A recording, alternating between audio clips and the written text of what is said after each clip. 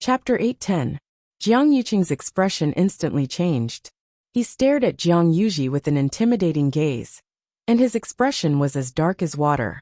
Jiang Yuji also realized that she had misspoken, and her heart sank. "Big brother, that's not what I meant. Where did you find out about all this?" Jiang Yuqing grabbed Jiang Yuji's wrist and asked word by word. Jiang Yuji had never seen her big brother look at her like this before, let alone speak to her in such a tone. She was so scared. Big brother, let go of my hand first. It hurts." She panicked and wanted to pry Jiang Yuqing's hand away. However, Jiang Yuqing's hand was still clamped tightly on hers, and he didn't let go at all. "Let me ask you, how did you find out about all this?" Jiang Yuqing raised his voice. His tone was very stern, as if he was interrogating her. Everyone said that the two of them were a match made in heaven, and had an extremely good relationship. Countless people in the entire Tianling dynasty were filled with envy and jealousy toward him. It was all because of the engagement between him and her. However, only he and Shang Guanyu knew the inside story of this matter. Now that Shang Guanyu was dead, no one else knew about it. When did Jiang Yuji find out about it? Only then did Jiang Yuji realize the seriousness of the matter. Looking at her big brother's frighteningly fierce expression, a deep fear arose in her heart. She hurriedly said, I heard it by accident. That day, I went to Thousand View Garden to look for you. In the end, I happened to see you talking to the crown princess. I only heard a little."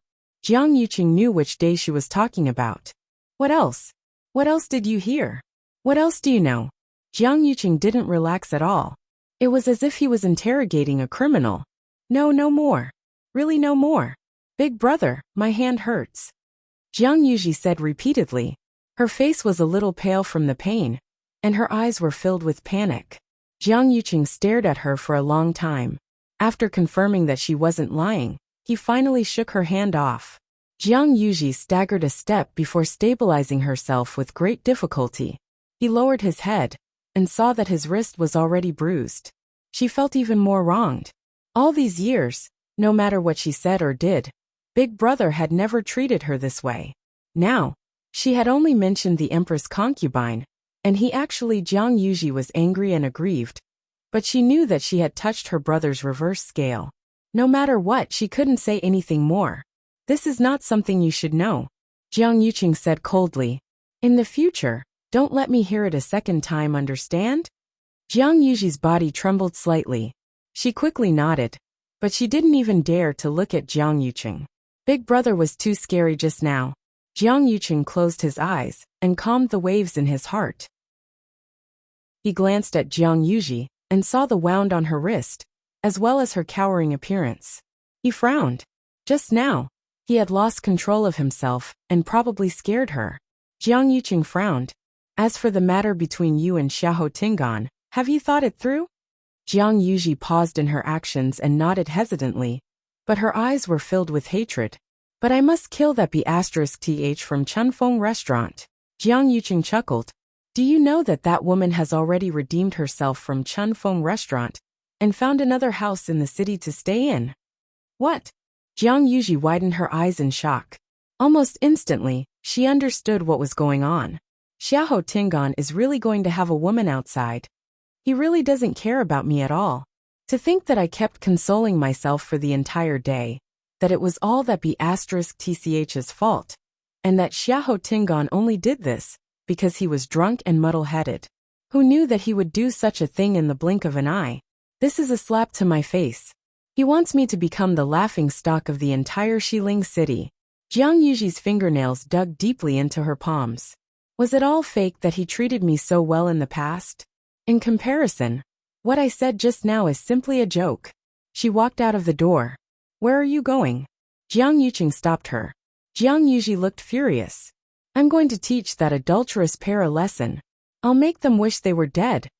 Jiang Yuqing continued asking, "Then do you still miss him? Do you still want to marry him?" Jiang Yuji's chest seemed to be pressed by a huge rock.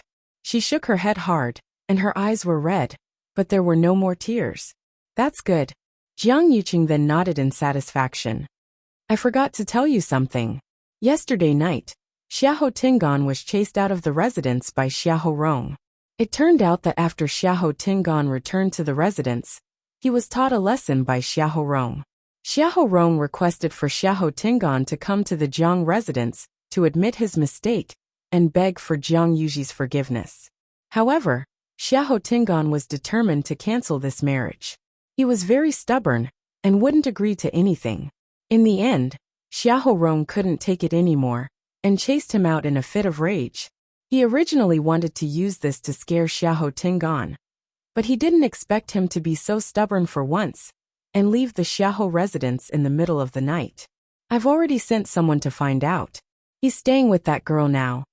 Jiang Yuqing's sentence was the last straw that broke the camel's back. Xiahou Tingan would rather be chased out and stay with that lowly girl from Chunfeng restaurant than beg for her forgiveness. What does this mean? Could it be that I, the Jiang family's fourth Missy, am inferior to a prostitute? From today onwards, I don't know what the people in Xiling City will say about me. Jiang Yuji only felt her face burning, and her mind was blank. Only endless hatred surged up. Then her eyes rolled, and she directly fainted. Jiang Yuqing supported her and carried her to the bed. Then, he ordered someone to tidy up and invited Feng Shangyuan over to take Jiang Yuji's pulse. After confirming that she only fainted because of anger, and that there wasn't anything serious, Jiang Yuqing felt much more at ease. Then, he sat by the bed and personally took care of Jiang Yuji. When Jiang Yuji woke up, it was already evening. She opened her eyes in a daze and saw Jiang Yuqing, who was guarding by the bedside. Yuji, you're awake? Jiang Yuqing's voice returned to its usual gentleness. Jiang Yuji's grievances exploded, and her eyes turned red. Okay, let the past be the past. Jiang Yuqing lightly patted her hand. When she was almost done venting, he fed her water.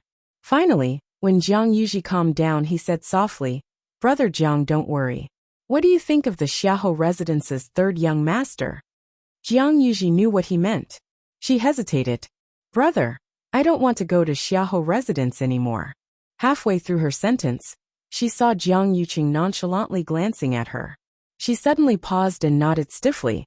Okay. Jiang Yuqing looked comforted. This time, the Xiahou residence must give me the 9 Clouds Yuan recovery pill. Mobile users, please browse and read. A better reading experience comes from Love Network. Chapter 811. Xiahou Tingan and Jiang Yuji's marriage fell through just like that. After the commotion at Chunfeng restaurant, Xiahou Tingan was chased out of the residence, and Jiang Yuji was engaged to the Xiahou family's third young master, Xiahou Yushu. The development of this matter exceeded everyone's expectations, and it directly stunned the people in Xiling City, who were waiting to see the two families make a fool of themselves. Strange.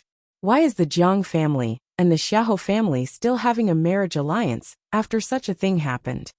If it were an ordinary family, they might not even interact with each other anymore. Even if these two families are the top nobles and have to consider many factors when doing things, it shouldn't be to this extent, right? Is Jiang Yuji set her mind on the Xiahou family? Or is the Xiahou family clinging on to Jiang Yuji? Outsiders had no way of knowing, and they only talked about it heatedly after meals. But no matter who talked about it, they knew that Xiahou Tingan was the one who suffered the most. Jiang Yuji was Jiang Yuqing's biological sister, who didn't want to be related to them. Even the Xiahou family was no exception. Xiahou Rong was the grand tutor, and logically speaking, he didn't need to care too much about this. But now that His Majesty had been in a coma for close to 2 years, almost all the power was in the hands of Shengguan Wan and Jiang Yuqing. Among the younger generation in the Xiahou family, there weren't any outstanding cultivation talents. They naturally needed to have a good relationship with the Jiang family. A marriage alliance was the best. Previously, Xiahou Tingan and Jiang Yuji had always been together, so everyone thought that good things were about to happen. Hence, everyone was more polite to the Xiahou family. Xiahou Tingan's status also rose along with it. In the end, Xiahou Tingan was chased out of the Xiahou family overnight, and the unknown third young master Xiahou replaced him. What other benefits can I, Xiahou Tingan, get? Everyone thought that Xiahou Tingan was crazy. Second young master. In a mansion in Xiling City, Xiahou Tingan lay on the bed in the room. His face and body were covered in wounds, and his originally handsome face was almost swollen. Xiao Dai walked in with a tray. There were a few jade bottles, gauze, and other things on the tray. Second young master, let me help you change your bandages. Xiao Dai sat down by the bed, and her delicate face slightly knitted her thin brows as if she was very worried about him.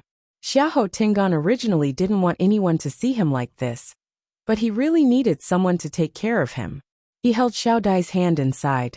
Xiao Dai, I can see it clearly now. Only you treat me with sincerity. After he was chased out of the Xiahou residence, he had nowhere to go. He had planned to stay at a few friends' houses, but none of them opened the door for him. In desperation, he went to Spring Breeze restaurant. The people of Chunfeng Lu had told him where Xiao Dai lived. He had no choice but to come here. He didn't expect that Xiao Dai didn't dislike his appearance at all. Instead, she had been doing her best to take care of him. On the other hand, none of his old friends had come to visit him these past few days. Xiahou Tingan felt that he had experienced enough of the fickleness of human nature. Xiao Dai smiled faintly. This is what Little Butterfly should do. It would be good if second young master didn't dislike Little Butterfly. As she spoke, she calmly pulled her hand out to grab the medicine bottle. The injuries on your body have healed a lot. After resting for a while, you will be completely healed. Xiahou Tingan didn't mind her actions and nodded. His injuries looked serious, but Xiahou Rong didn't actually kill him. After all, they were father and son. Thinking of this, sorrow flashed across Xiahou Tingan's eyes. After he calmed down these few days, he also felt that he was too rash. However, he didn't want to admit his mistake. This was because he really didn't want to tolerate Jiang Yuji and continue being such a coward. Xiao Dai sighed and persuaded him. Second young master, it's not a solution for you to keep staying outside. Grand Tutor is your biological father after all. Even if your bones are broken, your tendons are still connected. When your body recovers, you can go back and apologize to Grand Tutor, right? Xiahou Tingan didn't say anything. If it was before, he would definitely reject it. But these few days, he realized that without the Xiahou family's support, he was indeed in trouble everywhere. He also didn't want to lose everything that he once had because of Jiang Yuji. Xiao Dai paused and said seemingly unintentionally, "Don't worry.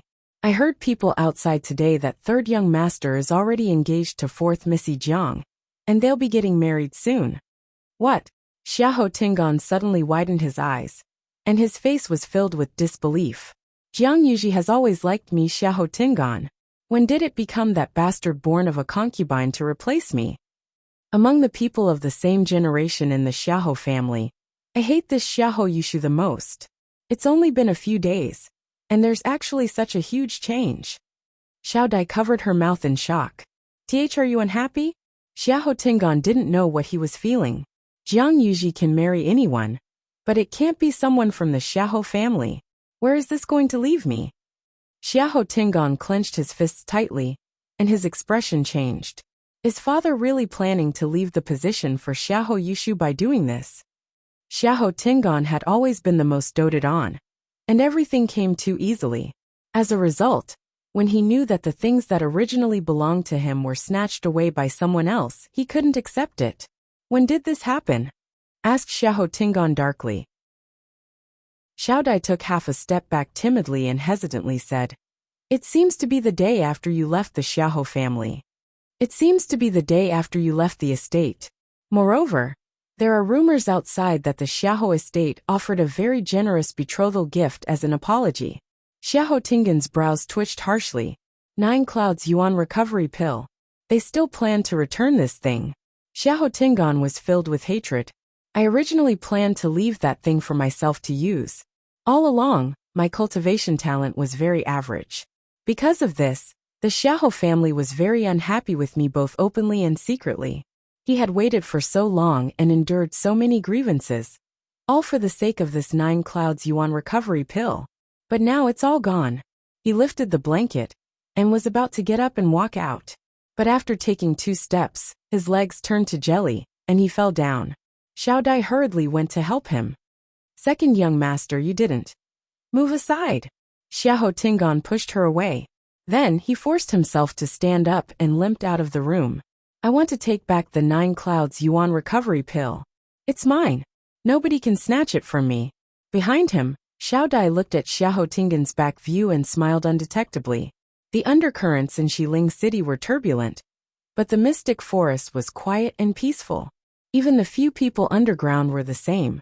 After chatting, Du Gamabao and the rest started to wait at the side like Rong Xiao. Since things have already come to this, there's no use saying anything else. But the girl is still that girl. What else can I do? I can only continue to pamper her. Time passed slowly. After some time, the legendary three-eyed eagle's physical body in front of Chu Luyue was finally completely reconstructed. Hula! It suddenly spread its wings. A loud and clear cry reverberated in the air. Shoo! Digression tomorrow. 12 o'clock. Mobile users, please browse and read. A better reading experience comes from Love Network. Chapter 8:12. This clear cry pierced through the clouds and mist, and one could even faintly hear the roar of a dragon. Its body was muscular, and its feathers were layered. When it spread its wings, it could almost cover the sky. Chu Luyue could even clearly see each and every feather that was shiny and clean. Its eyes were black, and only its third eye was a brilliant purplish gold color. It was extremely noble. This was the true legendary three-eyed eagle. Its aura was actually several times stronger than before. In fact, it even faintly suppressed Dumpling. Chu Luyue was secretly surprised. In fact, although the legendary three-eyed eagle was also a divine beast, its level was not the highest. The Crimson Gold Heavenly Phoenix and the Great Phoenix Dragon were 2 great ancient divine beasts, supreme existences. Below them were some races, and according to the bloodline power in their bodies, they were divided into different levels. For example, a red-tailed phoenix like Dumpling was the closest type to the Crimson Gold Heavenly Phoenix. Therefore, by right, Dumpling's level was ranked above the legendary three-eyed eagle. However, because the legendary three-eyed eagle had fused with the Great Phoenix Dragon's bloodline power and inherited 2 sets of bones, it was actually superior to Dumpling, who had just broken through not long ago. The legendary three-eyed eagle was also shocked. Feeling its real physical body and the surging power in its body, its chest and abdomen seemed to be surging. It was done. It was really done. After being suppressed in this dark place for thousands of years, even it was filled with despair. However, this day had finally come, and all of this depended on one person, Chu Luyue. If she had not brought it away, if she had not formed a contract with it, if she had not helped it find the purplish gold Bodhi leaf, it would definitely be trapped there forever, and eventually die without a sound. The legendary three-eyed eagle folded its wings and lowered its head slightly to look at Chu Luyue. I, the 287th generation Eagle Master of the legendary three-eyed eagle clan, Zichen, am willing to follow my master in life and death. A clear and powerful voice sounded in her heart. Every word was sincere and loyal. Chu Luyue widened her eyes slightly. Eagle Lord, wasn't that the highest status existence in the three-eyed eagle clan? It turned out to be. Due to my special identity, I have concealed something from my master. I hope that my master will forgive me. The legendary three-eyed eagle continued. At this time, its voice was very different from before. It sounded more like a young man in his 20s. Chu Luyue was dumbfounded. She not only contracted a mythological beast, but this mythological beast also happened to be the leader of the clan? Zichen, is that your real name? The legendary three-eyed eagle lightly nodded. As divine beasts, there were very few that could form contracts with humans. Especially since it was once the Eagle Master, it was naturally more concerned about these things. Even if it did not think for itself, it had to think for the entire godly three-eyed eagle clan. Therefore, even though it had formed a contract with Chu Luyue, there was still one last hurdle that it had yet to cross. Until now, Chu Luyue had helped it reconstruct its body, which was equivalent to granting it a new life. Under such circumstances, it had given its body and mind completely. When it returned to the clan in the future, it could also account to them. It had a clear conscience toward itself, toward Chu Luyue, and toward the clan. Chu Luyue blinked, and took a while to react. You have your own considerations. Why would I blame you? Chu Luiyue smiled and her eyes curved. I'm more than happy. Eagle Master. Even though she did not know much about mythological beasts, she knew that it was a rare and fortunate thing for the leader of such a clan to agree to form a contract with her. What kind of luck did she have? Zichen? Then can I call you that in the future? As you command, my master. The legendary three-eyed eagle said respectfully. Chu Luiyue's smile deepened, and her eyes were as bright as the stars. She knew that the legendary three-eyed eagle had never been very close to her. The two of them had been enemies at the beginning, then restrained each other, and then cooperated with each other. They had gone through too much in between. For such a mythological beast that had been suppressed for thousands of years, it was indeed very difficult to make it submit completely. Even after the two of them formed a contract and were bound together in life and death, Chu Luiyue knew that there was always something between them. Today, that invisible barrier had finally been broken. From this moment on, the legendary three-eyed eagle was completely loyal to her. To Chu Luiyue, there was only joy in her heart. She knew that the legendary three-eyed eagle's willingness to tell her its true identity was the greatest sincerity. Seeing that Chu Luiyue did not hold any grudges, Zichen's last worry was completely put down. Its figure flashed, and it returned to Chu Luiyue's body. Chu Luiyue slowly exhaled, thinking about how she had inexplicably formed a contract with the Eagle Master of the legendary three-eyed eagle. Her mood was very complicated. Originally, she wanted to ask Zichen what had happened back then, that it had been suppressed in that 9-story pagoda. But before she could open her mouth, she felt a few pairs of eyes staring at her with burning gazes. Chu Luiyue's heart skipped a beat. Only then did she remember that there were a few people beside her. She slowly looked up. On the left was the man in black. On the right were the 3 people who called her Yu-er. At this moment these people all looked over. Your armor has been repaired. Rong Xiu leaned against the stone wall and said lazily. Chu Luiyue was delighted, and immediately wanted to go over. Yu-er. On the other side, Gudamabao also spoke. You haven't answered my question just now.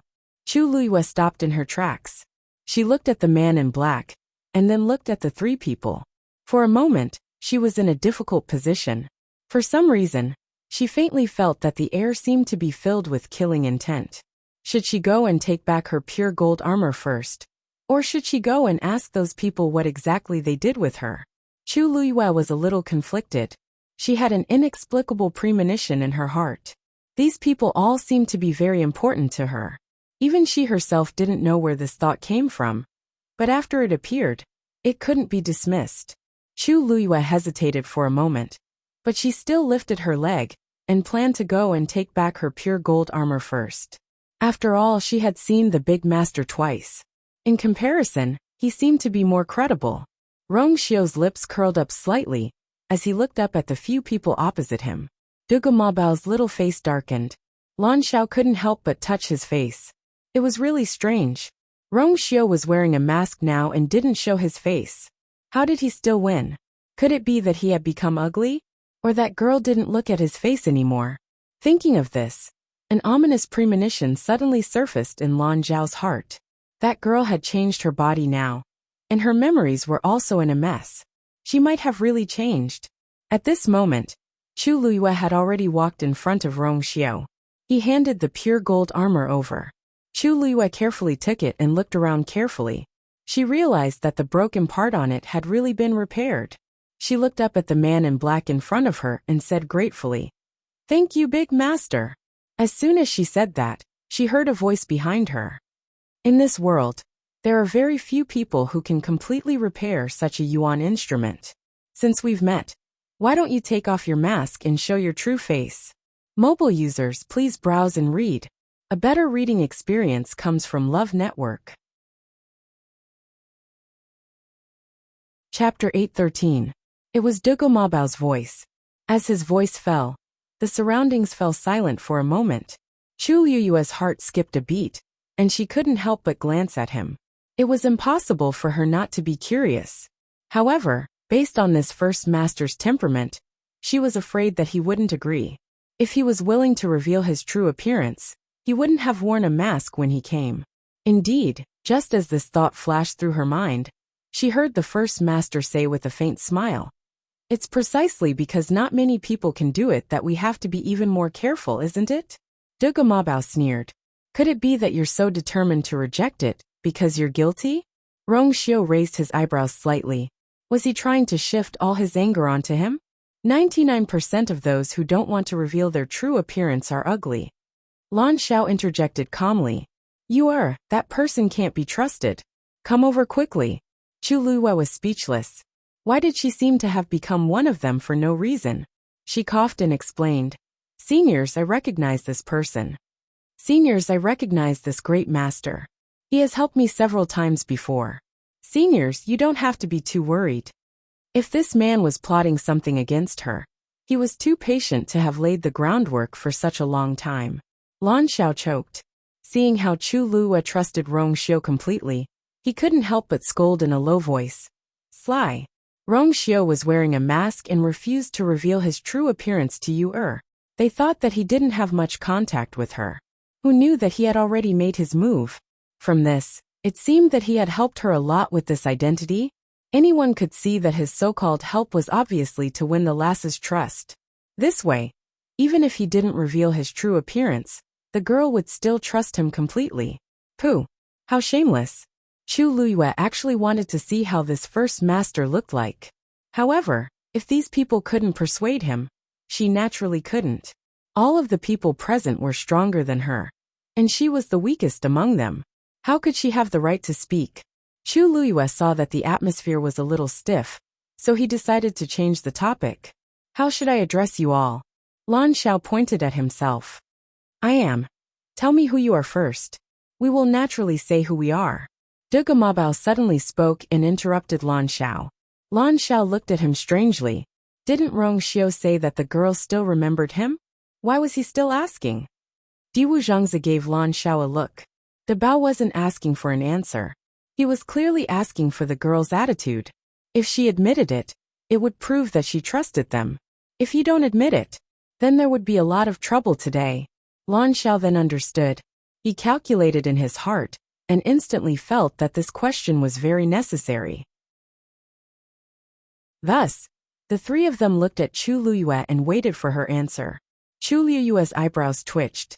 It seemed that these people were clearly planning to get an answer from her. She pursed her lips and fell into deep thought. She really didn't remember knowing these people. It was really too difficult for her to admit her identity to a few strangers. After all, she didn't even reveal anything to Yuchi-san and the rest. That was the biggest secret she was hiding. But she remembered very clearly that when she heard their voices for the first time, she did feel an inexplicable sense of familiarity. Even when they called her your girl, she didn't feel the slightest bit out of place. It seemed like it should be like that. Moreover, her intuition told her that these people wouldn't harm her. To her, this feeling definitely wouldn't arise for no reason. So there really is something going on. However, with this big master beside her, it was really hard to say. After waiting for a while, Chu Luiyue still didn't say anything. Duga Mabao's face gradually turned cold.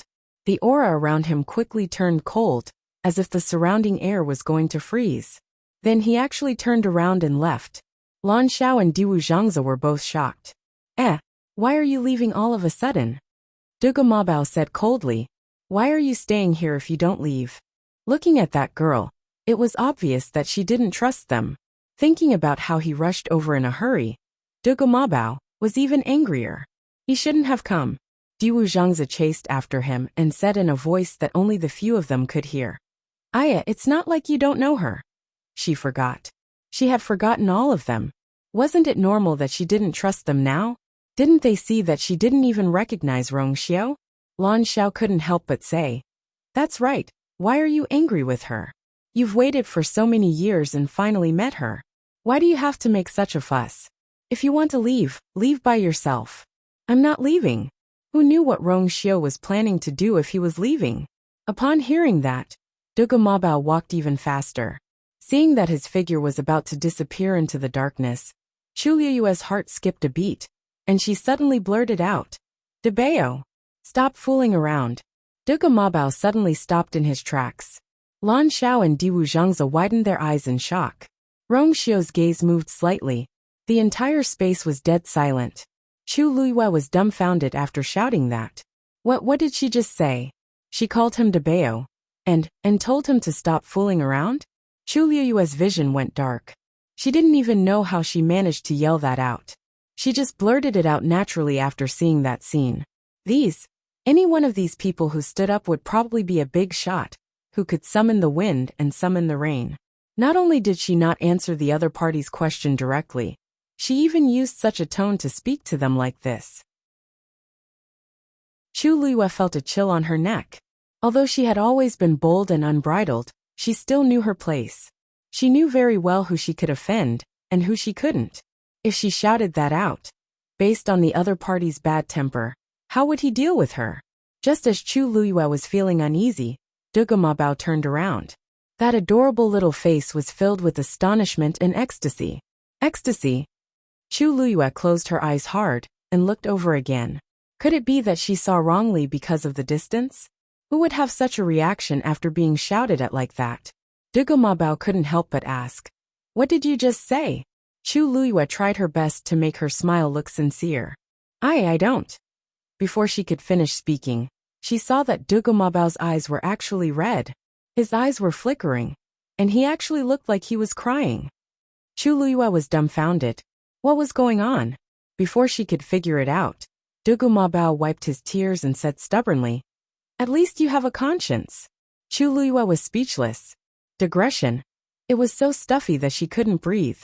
Continue at 6 p.m. Mobile users, please browse and read. A better reading experience comes from AI Network. Chapter 8:14.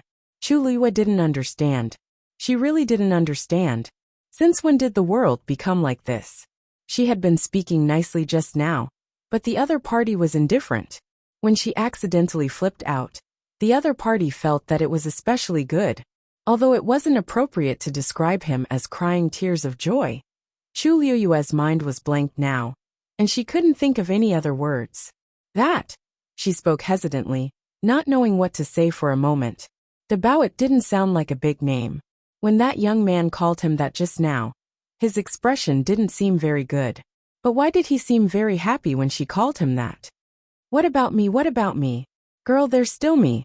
Before Chu Luiyue could say anything, Diwu Zhangzi, who was at the side, immediately reacted and shouted with anticipation. Since the girl called him Dabao, she would definitely be able to call out their titles too. Although she had forgotten all of them, some things had already become instinctive, and wouldn't disappear just like that. Lan Xiao glanced at him with an unhappy expression and snorted.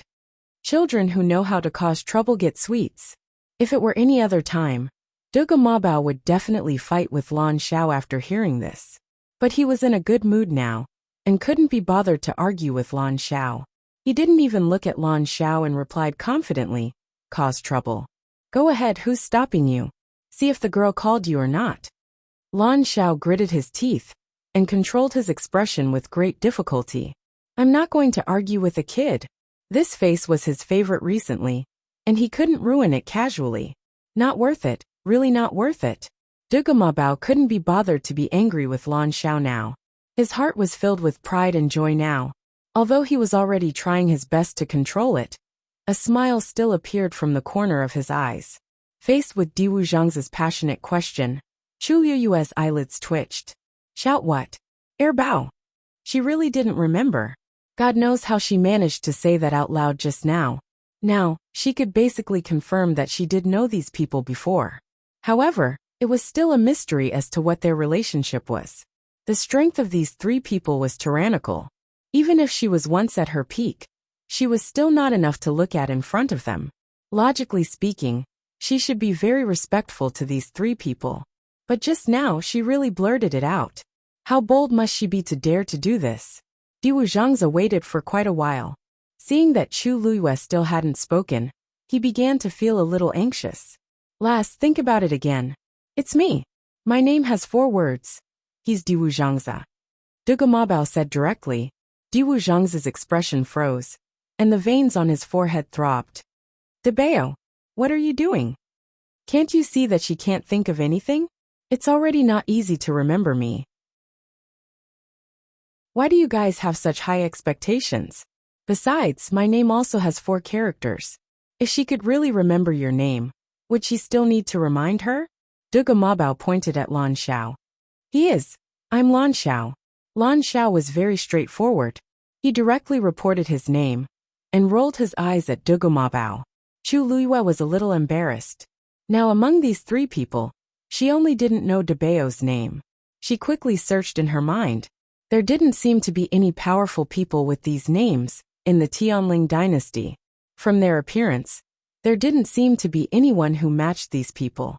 Then these people were either hidden powerful people or not from the Tianling dynasty. She politely bowed to them one by one. Lan Xiao sighed, a little disappointed. Looking at her like this, she really didn't remember much. Being able to shout out that sentence just now should be a pleasant surprise already. It's all because that little brat is the most troublesome. Now that she has lost her memory, she can still say this subconsciously. Diwu Zhangzi was interrupted, but he had always been a gentle person, so he didn't care about this. It's always good that this lass can remember a little. She'll definitely gradually remember in the future. Seeing that their attitudes had softened, Chu Luiyue deliberated for a moment and asked, Seniors? What seniors? Just call us like you did before. Lan Xiao wasn't used to hearing her speak like this, so he waved his hand. You used to call him Dabao, call me Lan Xiao, and call him Diwu. Even though Chu Luiyue felt that it was strange, she could only go with the flow and obediently nod her head since the other party had said so. You should be able to tell that I have indeed forgotten some things. As for your identities and how we met, I also don't remember clearly. Chu Luiyue spoke very tactfully, but Lan Xiao and the others were all smart people. They immediately understood that she was inquiring about some things in the past. Lan Xiao had just raised his head when he felt a ray of light landing on him. He looked up and saw Rong Xiao looking at him with a heavy gaze. Lan Xiao suddenly remembered what Rong Xiao said before. You are now doesn't remember anything outside of the Tianling dynasty. If he were to tell her rashly, it might affect her cognition and recovery instead. It's best to let nature take its course. Lan Zhao's Adam's apple bobbed. Although he had always disliked Rong Xiao, he agreed with what he said. After all, it was related to the lass, so he had to be extra careful. Thinking of this, he changed the topic. We are all idle people, and our identities aren't important. However, we met in Dahuang Swamp previously. Chu Luiyue widened her eyes slightly in surprise. In Dahuang Swamp? She had come to Dahuang Swamp many times, but she didn't have any impression of these people. However, thinking about it carefully, she had always thought that her memory was complete. If it weren't for these successive events that continuously confirmed that she had indeed lost a part of her memory, she probably wouldn't have believed all of this. Then, her past with these people should also have been lost in that part of her memory. Seeing Chu Luyue's surprised and curious expression, Diwu Zhangzi couldn't help but remind her. It's in the Red Moon Desert. You used to love going there the most. You often stayed there for a long time. Red Moon Desert. Chu Luyue blinked. In her impression, the Red Moon Desert seemed to be the place she went the least. However, they said that it was her favorite place to go. Then, Chu Luyue wanted to ask more in detail, but Dugu Mabao suddenly looked up. It's almost time. Lan Xiao and Diwu Zhangzi's expressions changed simultaneously. Why so fast? Lan Xiao frowned. How long have they been here? They haven't even exchanged a few words with the lass. And they're leaving already? Once he left, he would have to wait for another month. Chu Luyue couldn't help but ask. What time? Diwu Zhangzi naturally answered. It's the time we should go back. Go back? Go back to the Red Moon Desert? Chu Luyue didn't ask, but she inexplicably thought of this answer in her heart. She paused. How did she know all of this? Digression. Dear friends, when I was cooking at noon, I accidentally poured boiling water on my left hand. Then, all 3 of my fingers were basically scalded. My thumb and index finger are fine. After applying ice for a few hours, it still hurts a lot. Basically, I still have to apply ice every half a minute. Fortunately, although it's red and swollen, The blisters aren't too serious. Currently, the situation is slightly better. When it's a little later, I'll try my best to continue. If not, I'll put it on the account first and make up for it when my hand recovers. Also, I should try my best to do it at 12 o'clock tomorrow. Finally, thank you for understanding mobile users. Please browse and read. A better reading experience comes from Love Network. Chapter 8:15. Girl, do you want to go back with us? Lan Xiao asked. Since they couldn't stay outside, it would be better to let the girl go with them. Chu Luiyue was stunned. Go to the Red Moon Desert with them? She was actually a little curious, but they should still be waiting for her outside in Changwonzhou. She had been down there for so long, so she didn't know how they were doing now. At this moment, Rongxiu suddenly spoke. When I came, I saw a dancing lotus at Mirror Lake. Dancing lotus? Chu Luiyue was pleasantly surprised. This was a rare heavenly treasure. Even she couldn't help but be tempted. Lan Xiao couldn't help but curse. How shameless. You know that the girl likes these things, so you purposely seduced her. Diwu Zhangzi shook his head. Sigh, it's a pity that no herbs grow well in the Red Moon Desert. If she wants other things, that's fine. We'll be able to scrape together what we can get. But these herbs, isn't this all because of your sins in the early years? Don't you know why the Red Moon Desert became like this? Dugu Mabao glanced coldly at the two of them. Lan Xiao touched his chin. Don't say it as if it has nothing to do with you. You were the one who caused the most trouble back then. How dare he talk about them like this now? Dugu Mabao choked and was speechless. Forget it. Didn't you see that the girl's eyes lit up when she heard about the dancing lotus? Let her go. Diwu Zhangzi was open-minded. We can just ask her to look for us after she retrieves that thing. Dugu Mabao and Lan Xiao thought about it, and felt that this suggestion was not bad, so they agreed. Thus, they didn't even ask and directly said, then come back after you're done at Mirror Lake. We're all waiting for you. Chu Luiyue was speechless. She didn't seem to have agreed to go yet, but it seemed like she couldn't reject them. Chu Luiyue finally nodded. Only then did a satisfied expression appear on their faces. Lan Xiao glanced at Rongxiu and said meaningfully, don't worry. Last, some people look like decent people, but in reality, they're full of evil tricks. You must be careful and not be deceived by some people. Chu Luiyue silently lowered his eyes. Was he talking about the first master? Although she also felt that this person wasn't simple, she didn't want to say that to his face. It could only be said that having strength meant having confidence. If it was the current her, she really couldn't afford to offend any of them. So we have to survive between the two sides. Rongxiu was not angry when he heard this. These few people had always doted on you very much. Now that they knew that she had experienced so much, they would definitely be very distressed. This kind of attitude was probably due to the fact that she was still present. However, just as this thought flashed through his mind, Dugu Mabao looked over. You keep up. Rongxiu's brows twitched. As expected, he couldn't be too merciful to these people. How could he forget that they had never given him any leeway? Chu Luiyue looked at the first master, then at Dugu Mabao and the rest. She narrowed her eyes. You guys know each other? At first she couldn't tell, but after going back and forth, she really didn't hear that they were strangers. After she said that, both parties fell silent for a moment. No one denied it. Chu Luiyue's mood suddenly became very strange. Since they knew each other, why did De Bao deliberately ask the first master to remove his mask so politely at the start? She faintly felt that there was a secret hidden in this. Thinking about it carefully, those words should have been said to her? Then, was it also because of her that the first master refused to remove his mask? A white light suddenly flashed in Chu Luiyue's mind. She suddenly realized something. She looked at the first master and stared at him. Could it be that she recognized the face under the mask? Chu Luiyue's heart suddenly started beating faster, and that familiar feeling became stronger. Rongxiu's gaze turned slightly, avoiding her gaze, and walked towards Dugu Mabao and the rest. When they brushed past each other, Chu Luiyue suddenly reached out and grabbed his wrist. Rongxiu avoided it silently. Chu Luiyue looked up and asked word by word.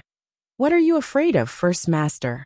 If he wasn't guilty, and was afraid of being recognized, Why would he hide like this? The man opposite her didn't seem to be nervous at all. He only smiled faintly and said, "I'm sorry, my wife's family is very strict. She doesn't like me touching other women." Chu Luiyue was suddenly stunned. She never thought that the other party would throw out such a sentence. This reason seemed ridiculous, but it didn't seem wrong. While she was still in a daze, Rong Xiu walked over. Duge Mabao's face was cold and solemn. Lan Zhao's eyes were full of disdain, and he couldn't help but spit. "Madam, isn't it just you? After not seeing him for a few years, this fellow's acting skills have improved. When the truth is revealed and you knows his identity, let's see what will happen to him." Only Diwu Zhangzi gave him a thumbs up. Relying on the fact that you didn't remember anything, Rong Xiu actually dared to lie to you so brazenly now. His guts were truly extraordinary. Rong Xiu raised his brows slightly. "Everyone please." Duge Mabao glanced at Chu Luiyue, who was standing far away. "I'll settle the score with this fellow when we get out. Let's go." As soon as he finished speaking, the few of them quickly flew up. Chu Luiyue looked up. Suddenly her gaze froze. Her heart suddenly skipped a beat. She had seen the first master's back view before. The man in the octagonal pavilion by the cliff. Xiling. After Xiahou Tingan heard the news of Jiang Yuji and Xiahou Yushu's engagement, he dragged his injured body to the Xiahou residence. But after walking for a distance, his anger gradually subsided, and his mind calmed down. It was currently daytime, and there were many people on the streets. If he returned to the Xiahou residence like this, he definitely wouldn't be able to do anything. He might even become a laughingstock in the end. Hence, after much thought, he still went back in the end. Luckily, Xiao Dai was very obedient, and didn't ask much as she took care of him wholeheartedly. A few days later, his injuries were mostly healed, and he decided to take action. He waited patiently until night fell. After Xiao Dai fell asleep, he quietly went out of the door. It was already late at night, and there was almost no one on the streets. Only a few of the houses were still lit up. Xiahou Tingan returned to the Xiahou residence's back door just like that. The back door wasn't guarded so strictly, so he easily drugged the two guards and secretly barged in. He was the most familiar with the Xiahou residence, so even at night, he still clearly knew every direction. Just like that, he successfully arrived at Xiahou Rong's study room without any obstructions. At this point, the study room was still lit up, and it was obvious that someone was inside. Xiahou Tingan held his breath and went closer. Just as he walked to the corner, he heard a scoff from inside. "If I knew that Jiang Yuqing was like this, I wouldn't have betrayed the princess back then. Digression. I'll probably end it here for today. My hand is already better, so everyone doesn't have to worry about kissing me. Tomorrow at 12 a.m., mobile users, please browse for a better reading experience from AI Network."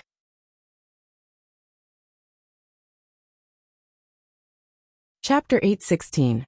Xiahou Tingan's heart skipped a beat. He vaguely knew that there was something fishy about the princess's death back then. If not, the 9 Clouds Yuan recovery pill wouldn't have landed in his father's hands. He wasn't dumb, and knew what he could and couldn't ask. Hence, even if he had guessed it, he had never honestly told his father about it. Now that he suddenly heard these words, Xiahou Tingan's heart was still beating rapidly. For a moment, he wanted to retreat, and didn't want to listen anymore. He knew that the more he knew about such things, the more dangerous it would be. But just as he was feeling conflicted, another voice came from the room. You should know what kind of person he is from the moment he planned to work with the third princess to deal with the princess." Xiahou Tingan knitted his brows. This voice sounds familiar. The princess took care of him many times back then. If it weren't for the princess, Jiang Yuqing would have died countless times. Such an ungrateful person. What wouldn't he do? But we're just taking what we need, so we don't have to be so calculative. Xiahou Rong said angrily. How can we not be calculative? This time, he took the opportunity of Jiang Yuji's wedding to get the 9 Clouds Yuan recovery pill back. From the beginning to the end, all my efforts were for naught. Back then, I agreed to work with Jiang Yuqing to get the 9 Clouds Yuan recovery pill. I didn't expect to lose both her and the pill. Who asked your second young master to create such a scene at Chunfeng restaurant? Let the Jiang family have the upper hand? If this didn't happen, I could still fight with them. But now I can only give in. Hearing them mention him, Xiahou Tingan instantly tensed up. Then he heard Xiahou Rong sigh and say, "Among my sons, I've always liked him the most. Among my sons, I've always liked him the most." Later on, when I found out that Jiang Yuji liked him, I poured a lot of effort into him. Originally, I thought that after their wedding, he would naturally inherit my position. Who would have thought that he would actually be so disappointing? Xiahou Rong expected better from him. After knowing that Xiahou Tingan had a girl at Chunfeng restaurant, he knew that he was in big trouble. Originally, he wanted Xiahou Tingan to go to the Jiang residence personally to apologize, but he didn't know what was good for him and refused to do so.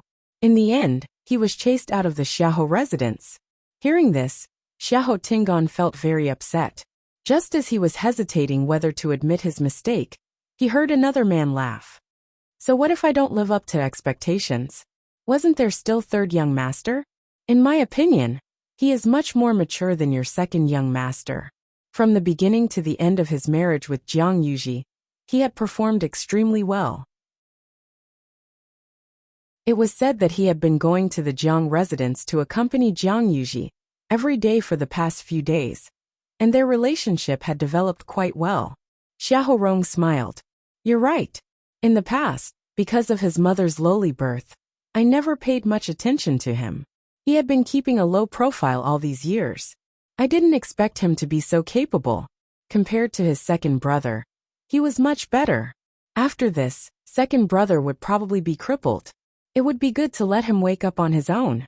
Xiahou Tingan was dazed. He didn't hear what they said after that. His mind was filled with Xiahou Rong's words. It had only been a few days, and Xiahou Yushu, that bastard, had already completely occupied his position. The last bit of hesitation in Xiahou Tingan's heart completely disappeared. Now that Jiang Yuqing has the upper hand in Xiling, it's not wise to fight with him anymore. That man persuaded. Xiahou Rong sneered.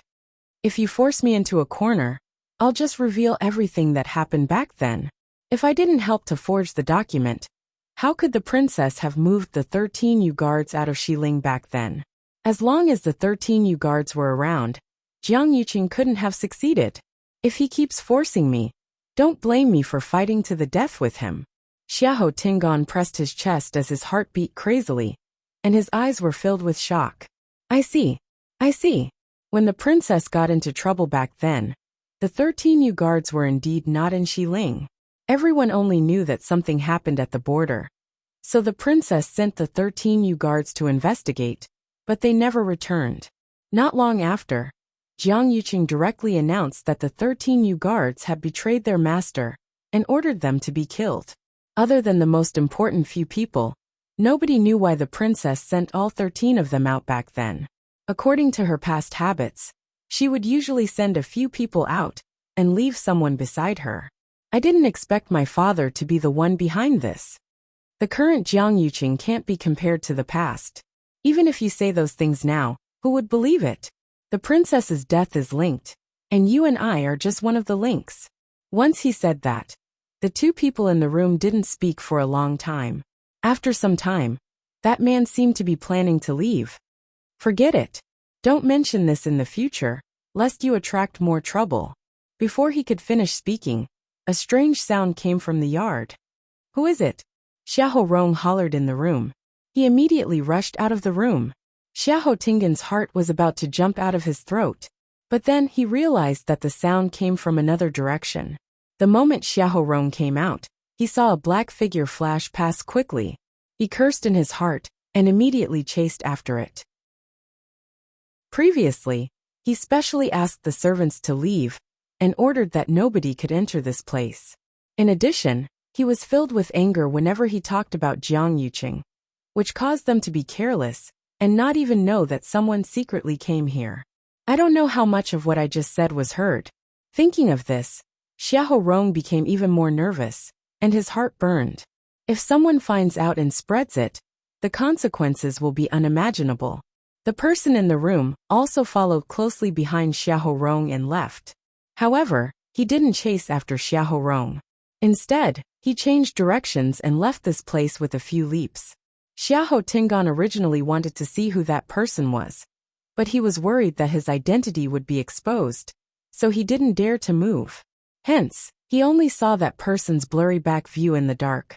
He thought for a while and didn't recognize that person's identity. But very quickly, he threw this matter to the back of his mind. This was because the study room was currently empty. It was a good chance to take action. Before Xiahou Rong left, he set up a barrier here. However, this wasn't a problem for Xiahou Tingan. As he was doted on since he was young, Xiahou Tingan always carried the seal that could break Xiahou Rong's barrier. He took out the seal, and a faint light flashed across. Then, a wave-like barrier appeared in front of him. He injected his force into the seal and stuck it on the barrier. An opening instantly appeared. He stepped in. At this point, he didn't know that there was a figure following behind him like a shadow. Mobile users, please browse and read. A better reading experience comes from Love Network.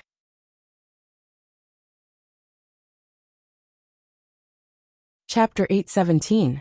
Xiahou Tingan silently entered the study. As Xiahou Rong had previously ordered that nobody was allowed to enter this yard without permission, this place was quiet, and there was no one else. Even if he discovered that someone had secretly barged in, Xiahou Rong didn't dare to make a sound. He just ran out himself and wanted to catch that person personally. Why? Isn't it because he's guilty and worried that that person will really hear something and spread the news? Hence, the entire Xiahou residence was still silent, and this matter didn't cause any commotion. This was Xiahou Rong's study, not to mention ordinary people. Even the young masters and young mistresses in the residence didn't dare to casually enter. But Xiahou Tingan was different. He was groomed as Xiahou Rong's successor, and he frequently entered this place, especially in the past 2 years. Hence, he was very familiar with everything here. He walked in and went straight to the table. There weren't many things on the table, and he roughly scanned through them. When he saw the pen rack, his eyes lit up. Then, he carefully moved the pen rack away bit by bit. A hidden compartment suddenly popped out from under the table. A bronze-colored key was placed in the middle of it. Xiahou Tingan took out the key and turned around to walk to the small couch. That was where Xiahou Rong usually rested when he was tired from reading.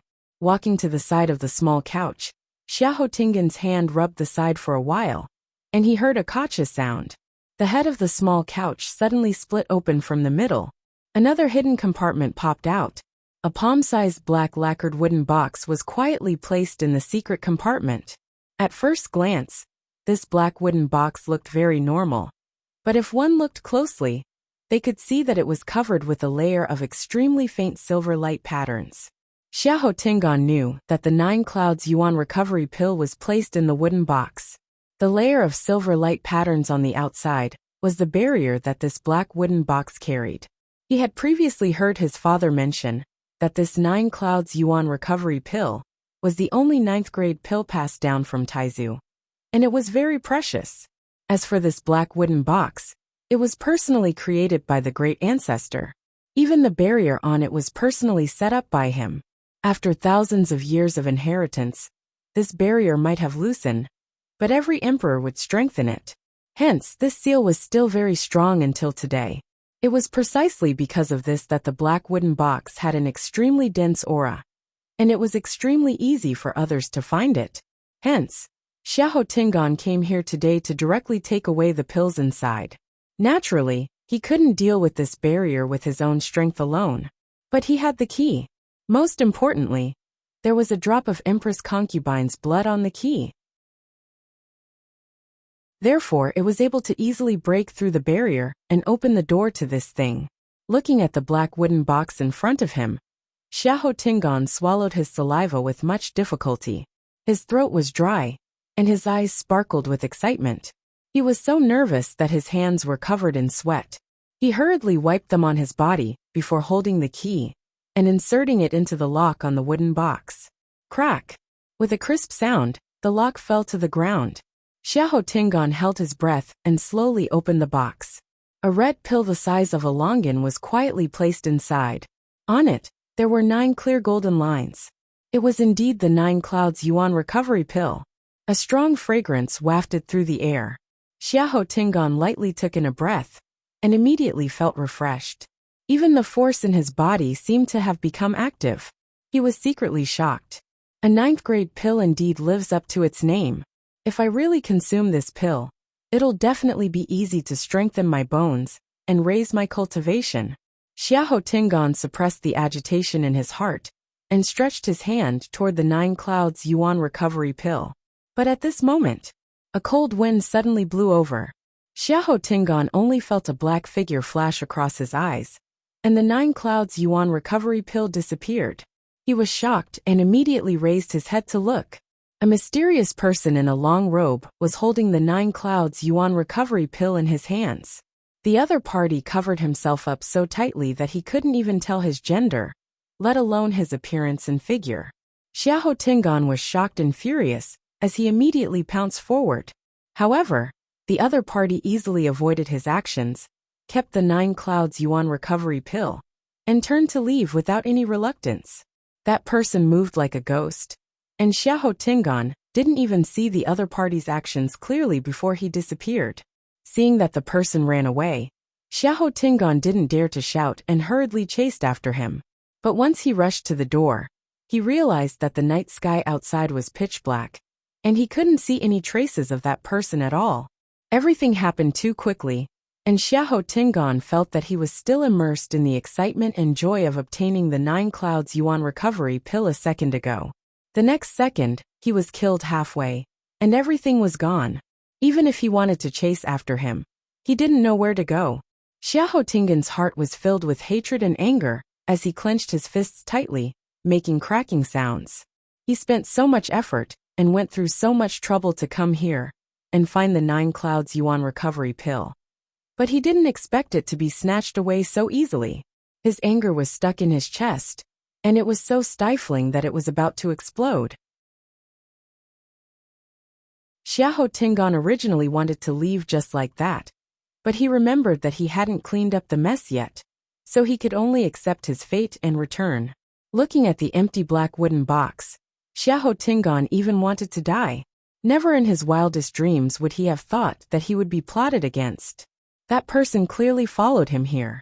If not, they definitely wouldn't be able to enter through the barrier outside.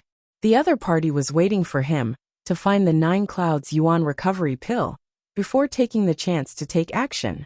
Xiahou Tingan closed the wooden box again and locked it. He didn't know if it was his imagination, but he felt that the silver light pattern on the black wooden box seemed to have become much fainter without the 9 Clouds Yuan recovery pill. But this had nothing to do with him anymore. Xiahou Tingan placed the key back and restored everything to its original state before leaving unwillingly. Luckily, his journey back was very smooth, and he wasn't discovered by anyone. When he came, he was excited and nervous, but when he left, he was defeated and resentful. Xiahou Tingan became suspicious and checked the surroundings every few steps, afraid that someone was still following him. Even though he knew that the other party definitely wouldn't follow him after obtaining the 9 Clouds Yuan recovery pill.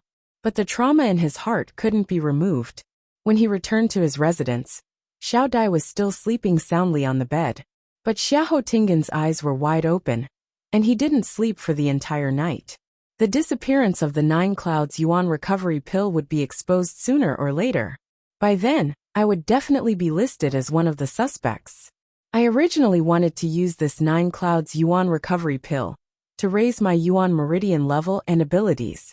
This way, even if my father was angry, he wouldn't be able to do anything. Everything would fall into place. But now, that item was snatched away by a third person. If they found out that I was involved, I definitely wouldn't be able to avoid a basin of dirty water.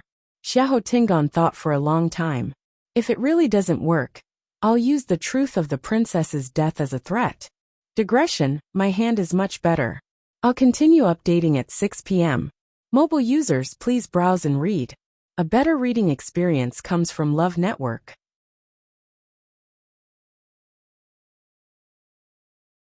Chapter 818. Lass, are you coming back with us? Lan Xiao asked. They couldn't stay outside, so they could just let the lass go with them. Chu Luiyue was stunned. Go to the Red Moon Desert with them? She was actually a little curious, but Chang Wanzhou and the rest should still be waiting for her outside. She had been down there for so long, so she didn't know how they were doing. At this moment, Rongxiu suddenly spoke up. When I came, I saw a whirling lotus by the mirror lake. Whirling lotus? Chu Luiyue was pleasantly surprised. This was a rare heavenly treasure. Even she couldn't help but be tempted. Lan Xiao couldn't help but curse. How shameless. You know that the lass likes these things, so you deliberately baited her. Diwu Changzi shook his head. Sigh, it's a pity that no herbs can grow well in the Red Moon Desert. If she wanted something else, it would be fine. The few of us would be able to get it by scraping together. But this herb, isn't this all because of the sins you committed in the past? Don't you have any idea why the Red Moon Desert became like this? Dugu Mabao glanced at the two of them coldly. Lan Xiao touched his chin. Don't say it as if it had nothing to do with you. You were the one who caused the most trouble back then. Now, he actually had the cheek to say that about them? Dugu Mabao choked and was speechless. Forget it, forget it. Didn't you see that the lass's eyes lit up when she heard about the whirling lotus? Let her go. Diwu Changzi was quite open-minded. Let's wait for her to get that thing. Then let her find us. Dugu Mabao and Lan Xiao thought about it, and felt that this suggestion was not bad, so they agreed. Therefore, they didn't even bother to ask, and directly said, Then come back after you're done at Mirror Lake. We're all waiting for you. Chu Luiyue. She didn't seem to have agreed to go yet. But looking at them, it seemed that it was not good to reject. Chu Luiyue finally nodded. Only then did the few of them look satisfied. Lan Xiao glanced at Rongxiu and said meaningfully, Lass, some people look decent, but they're actually full of evil tricks. You must be more careful. Don't be deceived by some people. Chu Luiyue lowered her eyes silently. Was he talking about the first master? Although she also felt that this person was not simple, but to say this in front of him, it could only be said that having strength meant having confidence. If it was the current her, she really couldn't afford to offend either of them. Thus, she could only survive between the cracks of both sides. Rongxiu was not angry when he heard this. These few had always doted on Yu. Now that they knew that she had experienced so much, their hearts would definitely ache. His attitude was probably due to the fact that she was still present. However, just as this thought flashed through his mind, Dugu Mabao looked over. You, follow me. Rongxiu's brows twitched. Indeed, he could not imagine these few people to be too kind.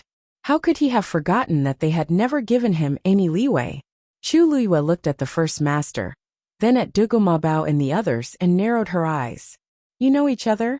She could not tell at first, but from the way they talked, their tone did not sound like they were strangers. As soon as he said that, both parties fell silent for a moment. No one denied it. Chu Luiyue's mood immediately became very complicated. Since they knew each other, why had De Bao deliberately asked the first master to take off his mask so politely? She vaguely felt that there seemed to be some secret hidden in this. Thinking about it carefully, those words should have been meant for her to hear? In that case, the first master was also unwilling to take off his mask because of her? A white light suddenly flashed through Chu Luiyue's mind. She suddenly realized something and looked at the first master, her eyes fixed on him. Could it be that she recognized the face under the mask? Chu Luiyue's heart suddenly started beating rapidly. That familiar feeling grew stronger. Rongxiu's gaze shifted slightly, avoiding her gaze. He walked towards Dugu Mabao and the others. When they brushed past each other, Chu Luiyue suddenly reached out and grabbed his wrist. Rongxiu quietly avoided it. Chu Luiyue looked up and asked word by word. What is the first master afraid of? If he was not guilty and afraid of being recognized, why would he hide like this? The man opposite her did not seem nervous at all. He only said with a faint smile, I'm sorry. I'm sorry, my wife is very strict and doesn't like me touching other women. Chu Luiyue was suddenly stunned. She had never expected the other party to throw out such a sentence. This reason seemed ridiculous, but it also seemed like there was nothing wrong with it. While she was in a daze, Rongxiu walked over. Dugu Mabao's little face was cold. Lan Zhao's eyes were full of disdain, and he could not help but spit. Wife, isn't it just you? After not seeing him for a few years, this kid's acting skills have gotten better. When the truth is revealed and knows his identity, let's see what will happen to him. Only Diwu Changzi gave him a thumbs up. Rong Xiu actually dared to lie to you so openly and brazenly just because the girl did not remember anything. He was really bold. Rong Xiu raised his brows slightly. Everyone please. De Gumabao glanced at Chu Luiyue, who was standing in the distance. I'll settle the score with this kid when we get out. Let's go. As soon as he said that, the few of them quickly flew up. Chu Luiyue looked up. Suddenly her gaze froze. Her heart skipped a beat. She had seen the back view of the great master before. The man in the octagonal pavilion by the cliff. West Hill. After Xiahou Tingan heard about the engagement between Jiang Yushi and Xiahou Yushu, he dragged his injured body to Xiahou's residence. But after walking for a distance, the anger in him gradually subsided, and his mind calmed down. It was daytime, and there were people walking to and fro on the streets. If he returned to Xiahou's residence like this, he would definitely not be able to do anything. He might even become a laughingstock in the end. So after thinking about it, he decided to go back. Luckily, Xiao Dai was very obedient and didn't ask much, only doing her best to take care of him. After a few days, his injuries were mostly healed, and he decided to take action. He waited patiently until night time. After Xiao Dai fell asleep, he quietly left the house. It was already late at night, and there was almost no one on the streets. Only a few houses were still lit with a little light. Xiahou Tingan returned to the back door of Xiahou's residence like this. The security at the back door wasn't that strict, so he easily knocked out the 2 guards and snuck in. He was the most familiar with Xiahou's residence, so even at night, he knew every direction clearly. Just like this, he smoothly arrived at Xiahou Rong's study. At this time, the study was still lit, so there was obviously someone inside. Xiahou Tingan held his breath and approached. Just as he reached the corner of the wall, he heard a cold snort from inside. If I knew that Jiang Yucheng was like this, I wouldn't have betrayed the Empress concubine. Digression. This will probably be the end for today. My hand is already better, so everyone doesn't need to worry about kissing. Tomorrow, 12 a.m., mobile users please browse and read. For a better reading experience, please come to my website.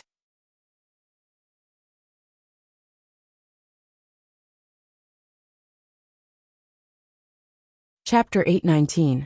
Sheng Guanwan's expression froze for a moment. However, she quickly returned to normal. The corners of her mouth curled up slightly as she asked in a seemingly unintentional manner. She asked casually, Lord Yuan, what do you mean? Yuan Wei paused for a moment and explained, You know this as well. You know this as well. Back then, the preparations for Her Highness the Empress concubine's wedding were basically completed. Furthermore, everything was done according to the highest standards. Do you want to follow the same protocol as the crown princess? Or the protocol for a princess? Although his words were very tactful, Sheng Guanwan understood. Back then, Sheng Guanyu didn't follow the usual protocol for a princess's wedding. Instead, it was a level higher. Without a doubt, it was because of her status as the crown princess. The Tianling dynasty had been passed down for thousands of years.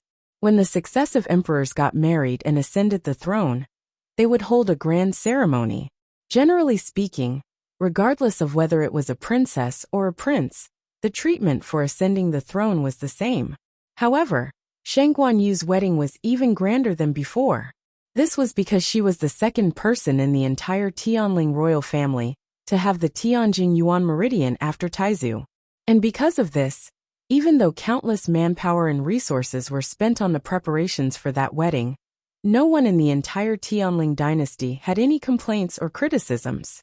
In their opinion, this was what the crown princess deserved.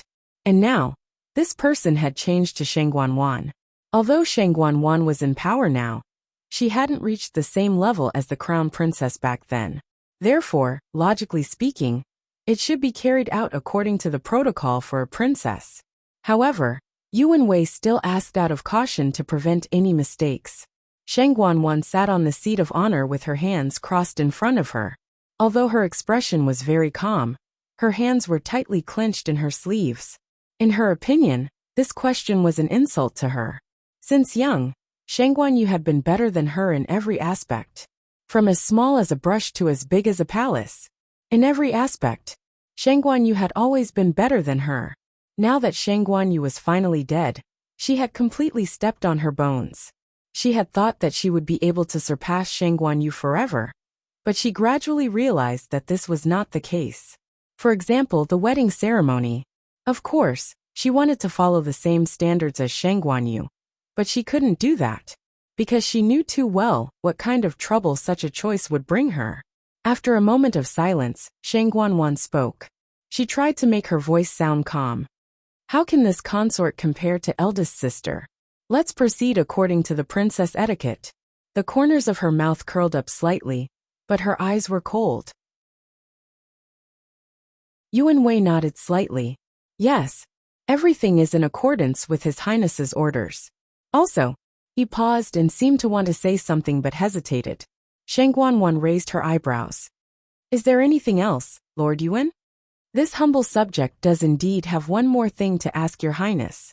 It's about the things prepared for Her Highness the Crown Princess's wedding.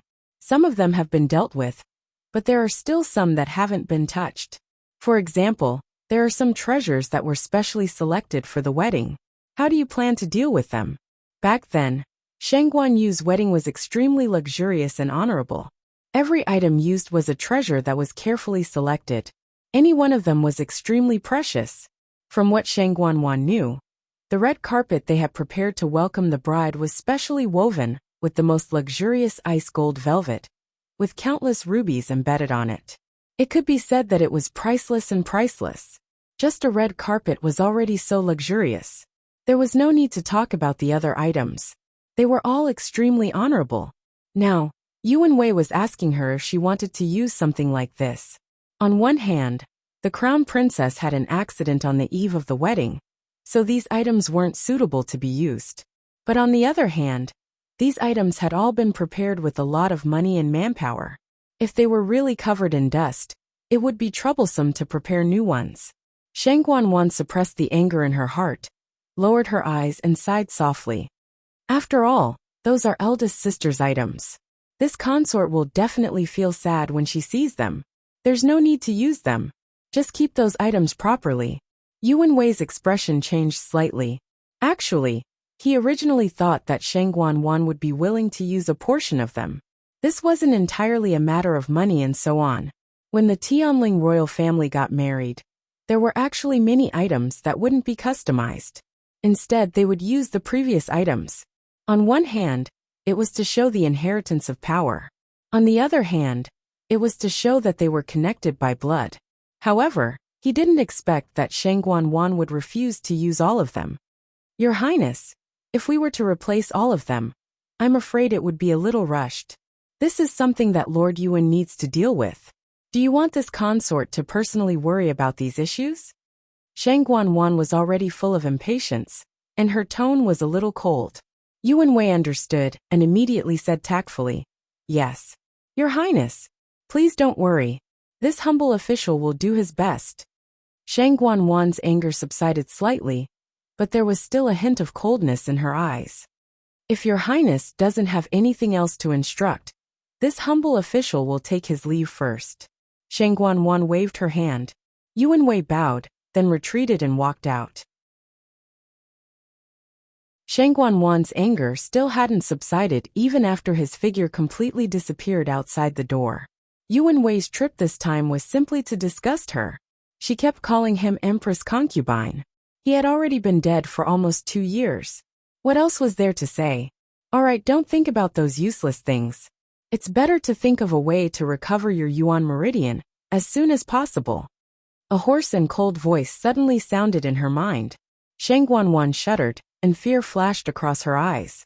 Yes. If your Yuan meridian hasn't fully recovered before your wedding, I'm afraid you won't be able to raise that scepter in front of so many people, right? This sentence directly pierced Shangguan's heart. All along, this had been her greatest worry. Senior is right. You were very afraid when I asked you to summon a few people into the palace previously. If you don't do anything now, there won't be time. Shangguan also had a headache. But if I do it so openly, it will definitely arouse suspicion. She had only taken a portion of it from Yang Qin previously. After the matter was exposed, she was suspected for a long time, and was even harshly reprimanded by Jiang Yuqing. She really didn't dare to do it now. That voice sneered. If you don't dare to call them over, why don't you go out and find them yourself? Go out? But, don't worry, I will help you when the time comes. Yes. After Dugu Mabao and the others left, Chu Luiyue looked at the black figure and sank into deep shock. She didn't recover for a long time. She had seen the first master before. She must have interacted with him before. Moreover, in that dreamlike illusion, his tone was so intimate and gentle. He called her Yuer. An absurd guess suddenly rose in Chu Luiyue's heart. He is. Digression, today at 4 p.m. As an injured person, Ben February finally had a legitimate reason to not update his novel. Sob sob sob. Will I start to recover tomorrow at 5 p.m. or noon? There are basically no blisters on my hands. Now only patches of red spots are left. I should be fine soon.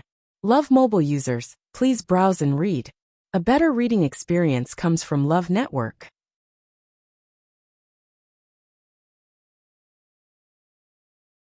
Chapter 820. Something seemed to be coming out from the bottom of her heart. That answer was within her reach, as if there was only a thin veil between them. As long as she pierced through it, she would know. At this moment, Chu Luiyue suddenly felt a sharp pain in her head. She cried out in pain and hugged her head. It was as if someone was crazily chopping at her head with an axe, trying to split her head open. The excruciating pain made Chu Luiyue clench her teeth, as her body trembled slightly. After some time, the pain gradually disappeared. Chu Luiyue's forehead was covered in sweat, and her lips were pale. She was drenched in sweat, as if she had just been scooped out of the water. She leaned against the stone wall at the side, and rested for a while before she gradually recovered. She was clearly very close to that answer, but there seemed to be an invisible hand stopping her, not allowing her to take another step forward. Chu Luiyue let out a long breath, and looked up at the darkness. There seemed to be waves in the depths of her eyes. The first master would definitely recognize her. It's also very likely that they were very close in the past. However, other than the scene on the cliff, she couldn't remember anything else. After standing in the same spot and thinking for a while, Chu Luiyue finally decided to put this matter aside.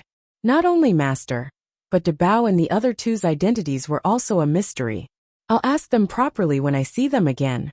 The most important thing now is to go out and find the dancing lotus. Just as this thought surfaced in Chu Luiyue's mind, she suddenly felt a wave coming from her dantian. She was slightly stunned, and realized that the wave came from the heavenly square cauldron. It seems to be the two-tian baby. Chu Luiyue's heart moved, and she summoned the heavenly square cauldron. A small transparent square cauldron sat quietly on her palm. Two jade-green two-tian babies floated in it, and gently swayed in one direction. Chu Luiyue squinted her eyes.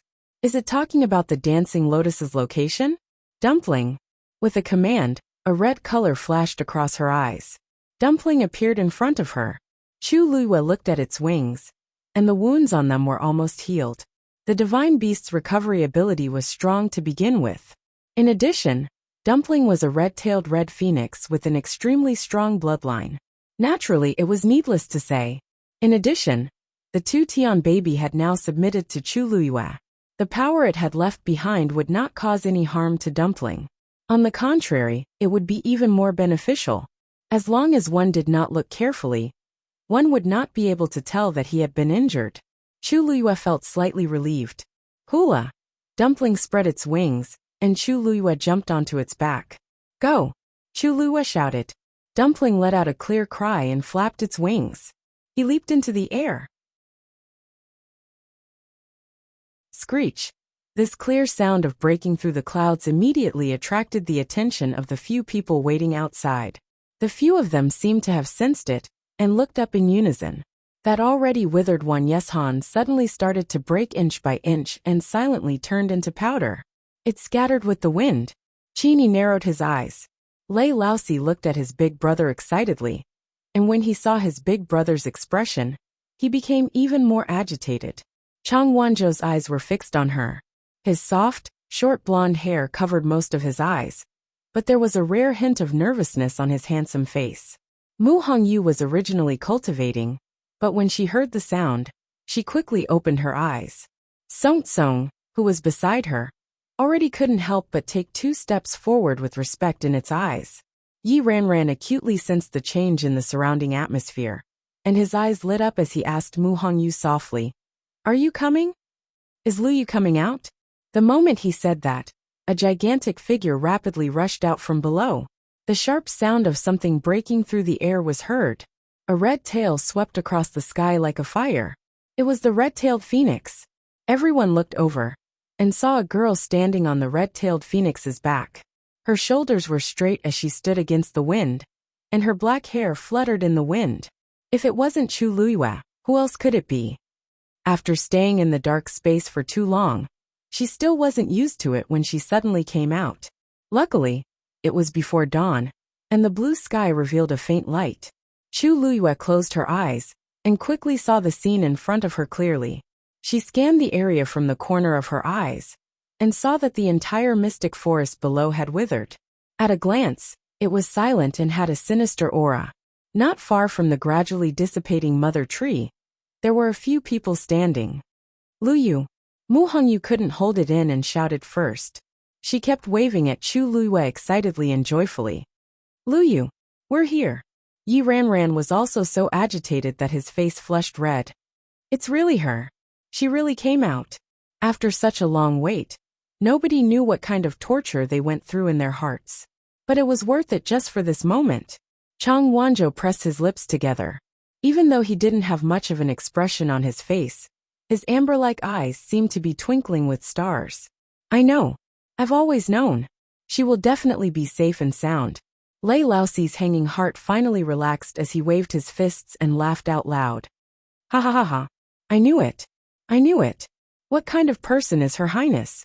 This isn't a problem at all." Qin Yi's lips curved up slightly as he stood with his hands behind his back and looked up at that girl.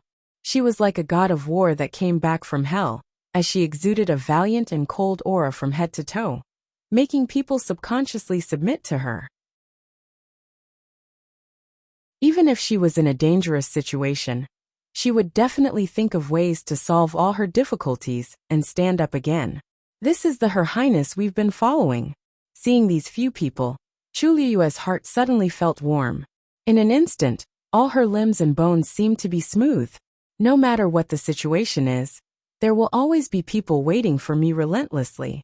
Meeting the few people's expectant and joyful gazes, Chu Liyue finally understood. She had never been alone in this battle. "Dumpling, let's go down," said Chu Liyue with a smile. Dumpling responded, flapped its wings, and swooped down toward the ground again. The strong aura of a legendary fiend instantly enveloped the entire space. Chu Liyue leaped up and jumped down.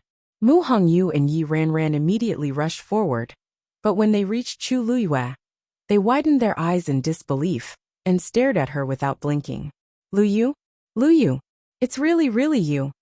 Chu Liyue smiled brightly, and her eyes curved into crescents as she pinched the two people's faces.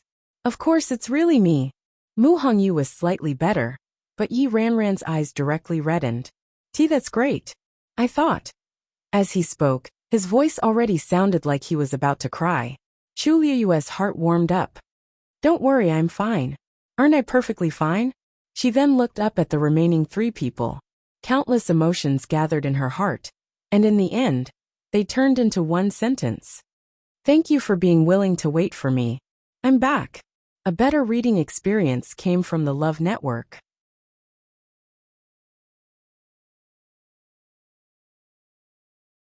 Chapter 821. Qin Yi's and Lei Laoxi's expressions froze when they heard that. Only they knew the true meaning of this sentence. Not only was she Chu Liyue, but she was also Shang Guanyu. This empire originally belonged to her, but it was snatched away by someone using despicable means. Now she was finally back, and she was going to take back everything that she had lost. The woman in front of them was dressed normally, and her shoulders were thin. However, her pair of black jade-like eyes had a noble aura that looked down on the world. If it weren't for the fact that Mu Hongyu and the other 2 were still here, Lei Laosi would have knelt down on one knee and greeted her. Her Highness is indeed still Her Highness. Our long wait wasn't in vain at all. Qini glanced at him with a gentle gaze. We've been staying here for close to 2 years. Actually, even we didn't know if Her Highness was still alive, or when she would return. From start to end, we relied on our stubbornness to persevere. Now we can finally see the moon after parting the dark clouds. Not to mention old Four. But even his heart was surging with emotions. Chang Wanzhou seemed to have sensed something and glanced over. For some reason, he felt that Qin Yi and Lei Laosi treated Chu Luiyue differently. Even though he didn't know much about the ways of the world, he had the sharp instincts of a wild beast. If not for this, he wouldn't have been able to stay with them with such ease and wait for Chu Luiyue to come out together. He looked at Chu Luiyue and saw that her eyes were so deep that he couldn't see the bottom of them. It seemed like she was hiding a lot of secrets. Chang Wanzhou looked down. Since she doesn't want to say it now, I won't ask. There will come a day when she wants to say it, and she will naturally say it. Lu Yu, why were you trapped down there for so long? What exactly happened in between? How did you come out? After confirming that Chu Luiyue had returned safely, Mu Hongyu was completely relieved. The moment she relaxed, she couldn't help but ask a series of questions in one breath. Chu Luiyue was caught between laughter and tears. It's a long story. I'll tell you all about it when we get back. Yi Ranran exclaimed. Lu Yu, you seem to have broken through again? Chu Luiyue blinked. She had stayed in the two Tian babies' god's domain for more than a year. It would be strange if she hadn't made a breakthrough. Her current realm was already peak rank 5.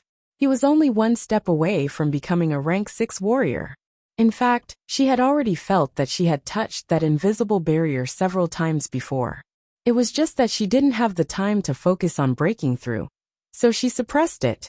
As long as she wanted to, she could actually step into the rank 6 warrior realm at any time. I was just lucky, Chu Luiyue explained simply.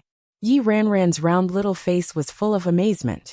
Master said that luck is also a part of strength. Lu Yu, when we return, the pavilion master, and all the other senior brothers and sisters will definitely be very proud of you. Chu Luiyue laughed and knocked her forehead lightly. Do you think I can't tell? Didn't you all make breakthroughs too? Yi Ranran rubbed her forehead and smiled embarrassedly. This is all thanks to Big Brother Qin, and the rest for constantly urging us to cultivate, and giving us a lot of pointers in between. Chu Luiyue's smile deepened as she looked at the Qini duo with a teasing look in her eyes. Then I really have to thank Big Brother Qin and Big Brother Lei. The two of them were very strong, especially Qini, who was very smart. In the entire Tianling dynasty, countless people wanted to get a word of advice from him, but couldn't. Now it was convenient for Mu Hongyu and the rest. This would be extremely beneficial to their future cultivation. Song, who was in her arms, started twisting. Mu Hongyu changed her position and hugged it with difficulty. Song, you're getting heavier now. If this goes on, I won't be able to carry you. Where's that legendary fiend? Mu Hongyu inadvertently glanced and suddenly saw that the sky was empty. The white lion that had been occupying this place previously seemed to have disappeared. Once she said that, the others also recalled this incident. Chu Luiyue asked curiously, what about the legendary fiend? What legendary fiend? Mu Hongyu explained, it's a huge white lion. It's a huge white lion, but it looks dirty. It seems to have come from the Red Moon Desert. Chu Luiyue's heart skipped a beat when he heard the first half of the sentence. A legendary fiend-level white lion? She recognized a powerful white lion, Xue. However, she remembered that Xue didn't seem to be a legendary fiend. It didn't seem like it came from the Red Moon Desert either. However, she still had doubts in her heart. Not long before you came out, it left and went missing. Qini said lightly. Chu Luiyue nodded thoughtfully and temporarily suppressed the doubts in her heart. She scanned her surroundings and asked thoughtfully, did the others leave already? The moment she said that, the entire place fell silent for a moment.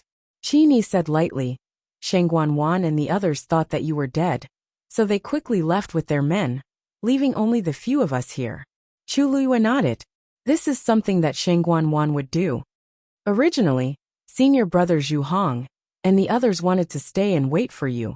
But Big Brother Qin said that it was too dangerous here, and persuaded them to go back. Mu Hongyu added. Chu Lua chuckled. Their men were all injured back then, so of course they had to go back quickly. After all, they're taught by Dragon Teeth Mountain, so there's nothing to criticize about their character. Yi Ranran asked, Alright, let's go back now then, Lu Yu. Pavilion Master and Master must be anxious from waiting. Most of the people had already gone back, and only they were still waiting here. The key point was that they couldn't send any news back. I don't know how those people explained it to Pavilion Master and the others when they went back. Besides, even we weren't sure that Lu Yu could return safely. If Pavilion Master and the others really thought that something happened to Lu Yu, they would definitely be heartbroken. Qin Yi's eyes flickered. If I didn't remember wrongly, Yu Qisong should have come a while ago. It's a pity that Jiang Yuqing and the others were with him back then, so Qin Yi didn't let them in. However, Yu Qisong should be able to guess something. Chu Luwe shook her head lightly. No hurry. I have something else to do now. What? The few of them looked over with some doubts. Chu Luwe raised her hand and pointed in the direction of Mirror Lake. Retrieve the dancing lotus. A ray of white appeared at the edge of the blue sky. Then, a ray of light pierced through the thick clouds and shone out. The entire sky was gradually dyed orange-red. Finally, a bright red sun leaped out from the sea of clouds. In the Red Moon Desert, the chilly night air quickly dissipated, and under the sunlight, it gradually became boiling hot. A tall black figure was traversing through the golden desert. Behind him, there was a white lion that had already turned into an earthen yellow color. Digression. Last night, I was informed by the editor to change the story, which meant that all the physical contact and so on had to be changed. Hence, I took it out chapter by chapter and sent it to the editor. The editor then told me to change it, and I changed it before submitting it for review. Finally, I changed it to 1 p.m. yesterday, and I felt terrible. I changed about 7 to 8 chapters at the beginning, and I changed some paragraphs and sentences. Everyone make do with it. Woo woo woo woo. At this moment, I'm so glad that Rong Xiu was locked up in the little black room for so long. Woo woo woo. I'll continue at 6 p.m. Woo woo woo. Mobile users, please browse and read. A better reading experience comes from Love Network.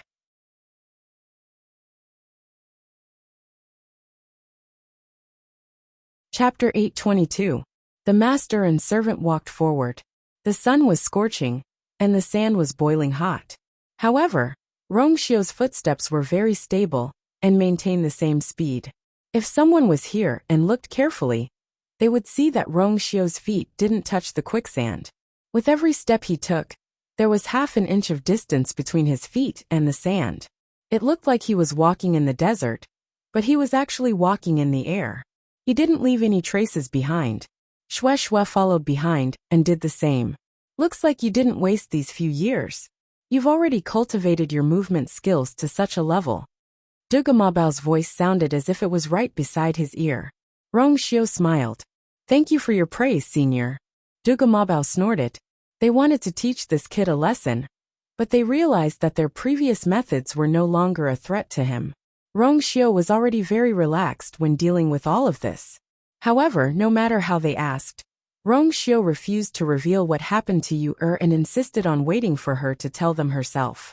But now, she didn't even remember who they were. What else could she say? Lan Xiao sighed and couldn't help but say, if only we could leave this godforsaken place. Why do we have to be entangled with this kid? Diwu Zhangzi said calmly. Stop daydreaming. Who's daydreaming? Lan Xiao retorted unhappily. If nothing happened to her and everything went smoothly, we might have been released by now. Who knew that so many things would happen in between? They had been waiting here for too long.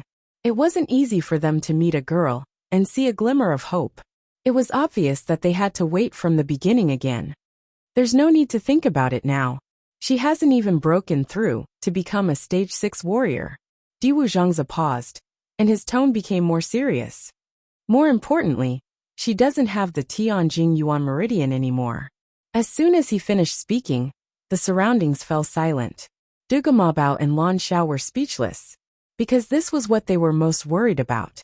With their strength, even if they did not personally check Chu Yu's pulse, they could still roughly determine her yuan meridian level based on the flow of energy in her body. That was definitely the Daijing yuan meridian, and not the Tianjing yuan meridian. Even if she doesn't have the Tianjing yuan meridian now, she will definitely become a top expert in the world in the future. De Mabao suddenly spoke, his tone firm. That was the confidence and pride that came from one's own strength. The few of us taught him together. No one can compete with him. If she forgets, we can just do it again. The West Hill.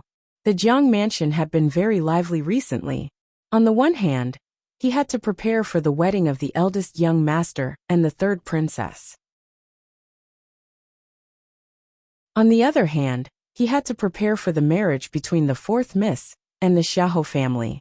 Everyone in the mansion, from top to bottom, started to get busy. But amidst this, Jiang Yuqing was exceptionally free. Most of the time, he stayed in his room to recuperate. Other than a few important matters that required his instructions, he left everything else to his subordinates. Early in the morning, Jiang Yuqing took his medicine, packed up, and planned to go out. But just as he walked to the door, he saw Sun Qi walking over with 3 people. Seeing the familiar face of the person at the front, Jiang Yuqing narrowed his eyes. Yuan Wei? He didn't need to think to know why he was here. Sun Qi went forward and bowed. Eldest young master, Lord Yuan is here. Jiang Yuqing and Yuan Wei greeted politely. Yuan Wei went straight to the point. Eldest young master, I'm here today to discuss some specific matters of the wedding. Jiang Yuqing smiled. Lord Yuan, thank you for making this trip. I'm sure you've already asked the third princess before this? Yuan Wei nodded. The third princess wants to follow the princess etiquette. As for the things to be used at the wedding, they will all be replaced with new ones. Jiang Yuqing frowned slightly. Replace everything with new ones? Is this what Her Highness wants? Yes. There's not much time left before the wedding. It shouldn't be too late to prepare everything again, right? There are clearly many things that are ready-made. Why don't you use them? Yuan Wei paused for a moment. I've already ordered people to rush it. Don't worry. It won't delay the wedding process. But Jiang Yuqing's expression still didn't improve. He didn't need to think to know why Shengguan Wan had made these requests. It was just that she didn't want to use the things that Shengguan Yu had prepared to use. Even if they hadn't gotten married yet, those things hadn't been used yet. Jiang Yuqing felt a sense of disgust in his heart. Shengguan Wan knew that this would make things very difficult for the people from the Ministry of Rites. It wasn't good for her reputation. But she still did it. Just to not use Shengguan Yu's things. Jiang Yuqing's expression became much fainter. Since time is so tight, then we'll simplify everything here. In any case, the residence has everything that needs to be prepared. When the time comes, we can just use it directly. As for the other things that need to be deleted, everything will be done according to the princess's etiquette. Lord Yuan is quite experienced in this, so I don't need to say anything more, right? Yuan Wei was stunned for a moment. Eldest young master means. I'll leave all these matters to you. I still have something important to do today, so I'll take my leave first. If you still have any questions, feel free to discuss it with my father. After saying that, Jiang Yuqing nodded and left. The remaining people all quieted down. No one expected that Jiang Yuqing would leave in such a hurry. They were here to discuss the wedding matters with him. Did he just push everything away so cleanly and neatly? What was he going to do that was more important than the wedding with the third princess? Sun Qi glanced in the direction that Jiang Yuqing left and sighed in his heart. For some reason, eldest young master's mood had been very bad recently. Even he didn't dare to touch his bad luck. He could only carefully do his own things, and didn't dare to ask anything else. He cupped his hands at Yuan Wei. Lord Yuan, I'll bring you to see Master? No matter what, Master's identity was still here, so it wasn't too rude. Yuan Wei came back to his senses, smiled and said politely, that won't be necessary. We've already understood eldest young Master's intentions, so we won't disturb Lord Jiang. Sun Qi didn't dare to say anything else, and respectfully sent them out. After leaving the Jiang residence, a young man behind Yuan Wei finally couldn't help but say, What does eldest young Master Jiang mean? Why does he seem to not care about the wedding at all? Yuan Wei pondered for a moment. There's no need to care about this kind of thing. Just do as he says. The two of them replied in unison, yes. Yuan Wei turned his head and looked meaningfully at the Jiang residence. It seemed that this eldest young Master Jiang did not care about the third princess as much as he seemed to care about her. Oh, the best reading experience came from Love Network.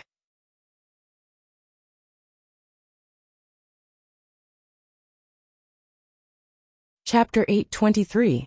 Jiang Yuqing meant that everything here was still the same as before. The so-called before was naturally the things that he and the Empress concubine were about to get married.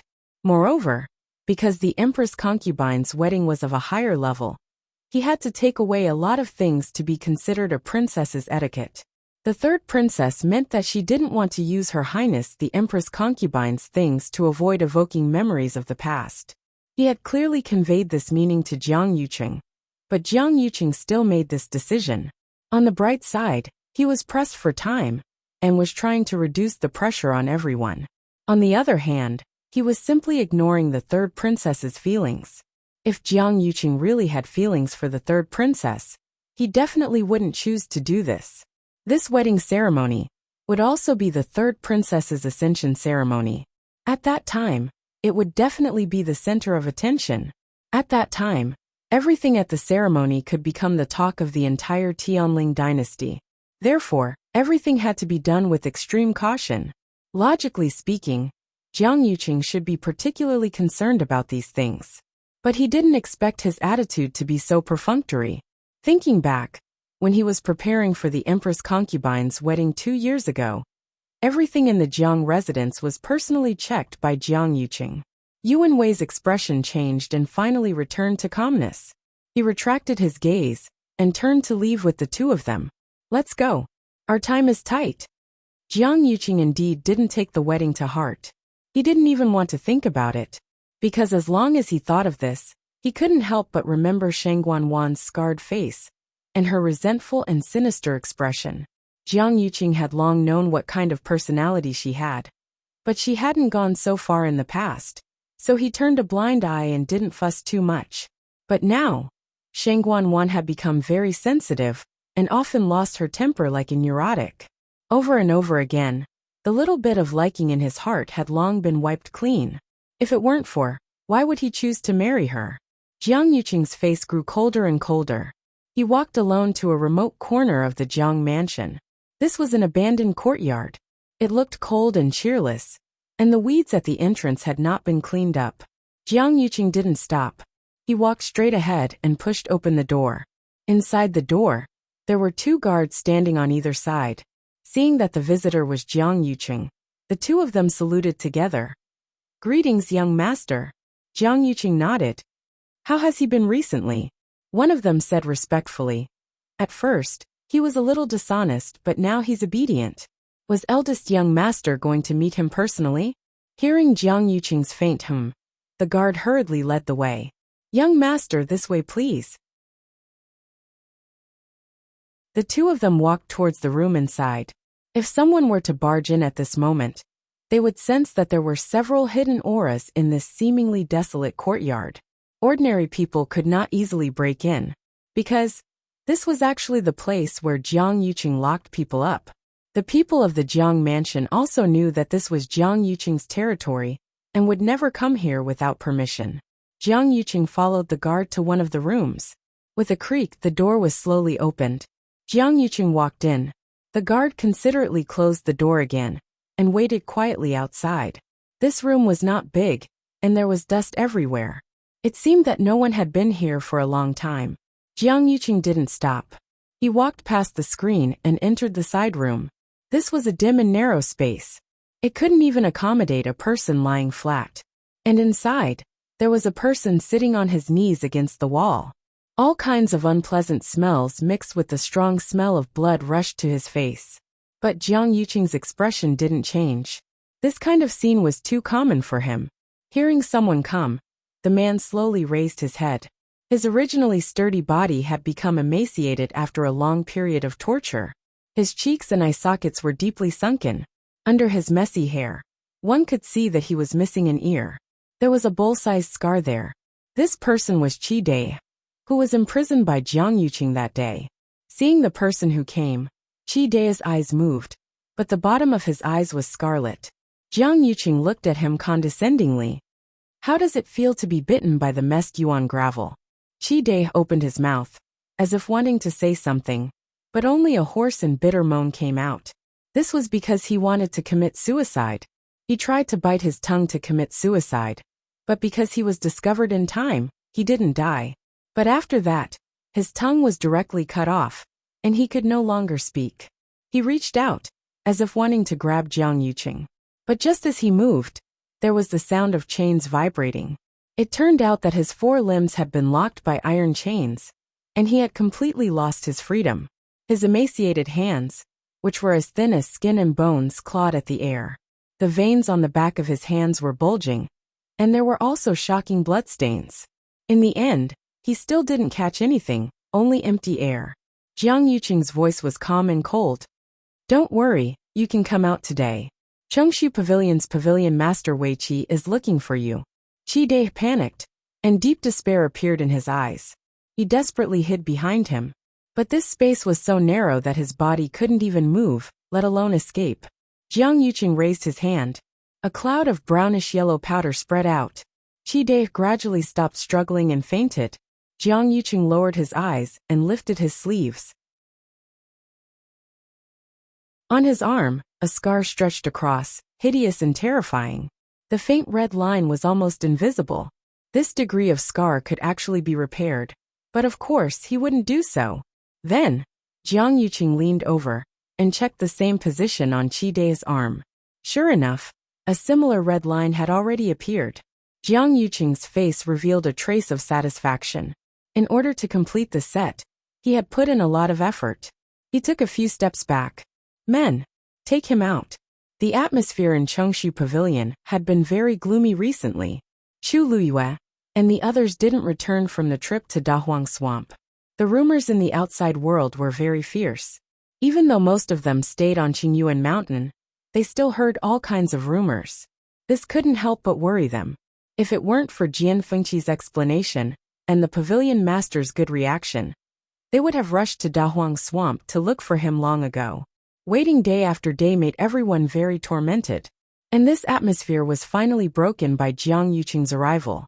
When the news came, Yuqi Song was taking care of those herbs in the herb garden. Hearing that Jiang Yuqing had brought someone, Yuqi Song frowned and ordered someone to tell Jiang Yuqing to wait first. It wasn't until he had taken care of all the herb garden that he went to see Jiang Yuqing. Yuqi Song had just crossed the threshold with 1 foot when Jiang Yuqing, who had been waiting in the room for a long time, stood up and said, "Pavilion Master Yuqi, I've helped you find the person you wanted." Digression. There were a few pieces of skin on his hand, probably because of the burns, and they were about to fade. Overall, there were no major problems. The 5th update was about 7 o'clock. Sorry. Your wounded Feiyue is rushing to the front line with a stretcher. Mobile users, please browse and read. A better reading experience comes from Love Network.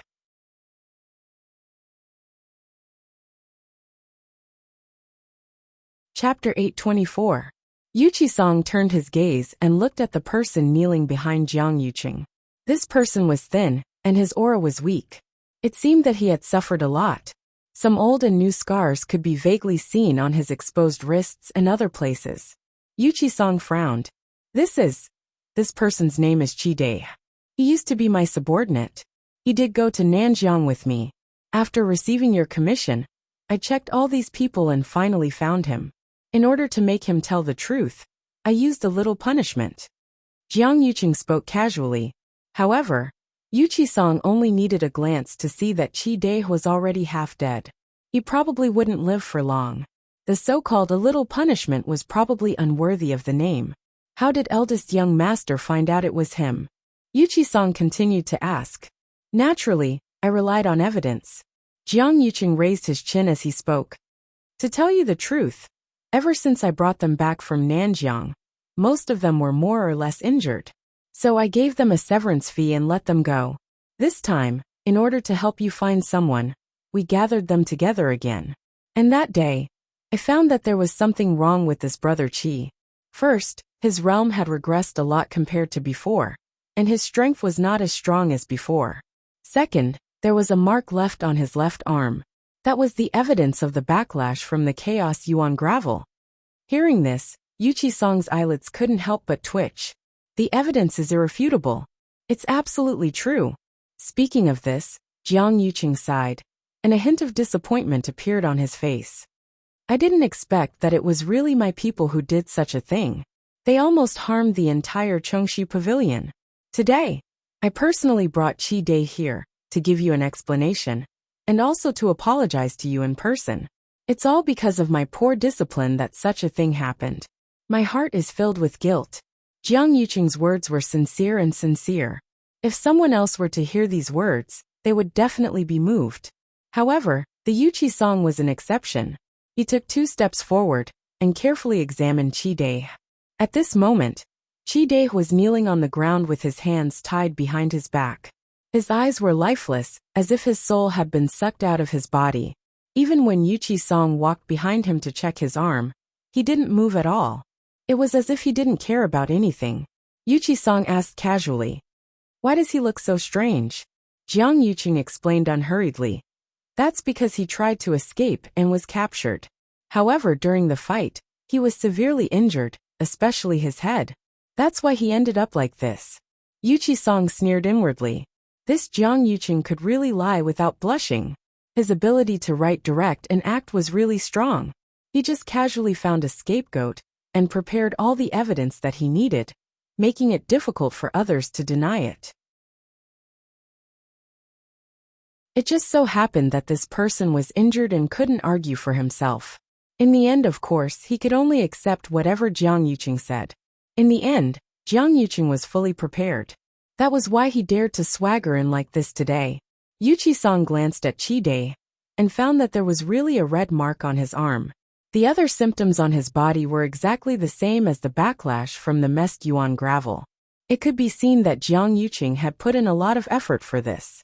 Yuchi-sang thought so in his heart, but he didn't show it on his face. Jiang Yuqing was calm and composed. He wasn't worried in the slightest.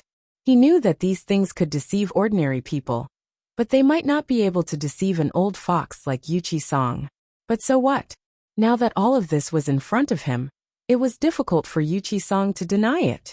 If he didn't believe it, how could he find evidence to prove that all of this had nothing to do with Qi Dai, and that everything was done by him, Jiang Yuqing?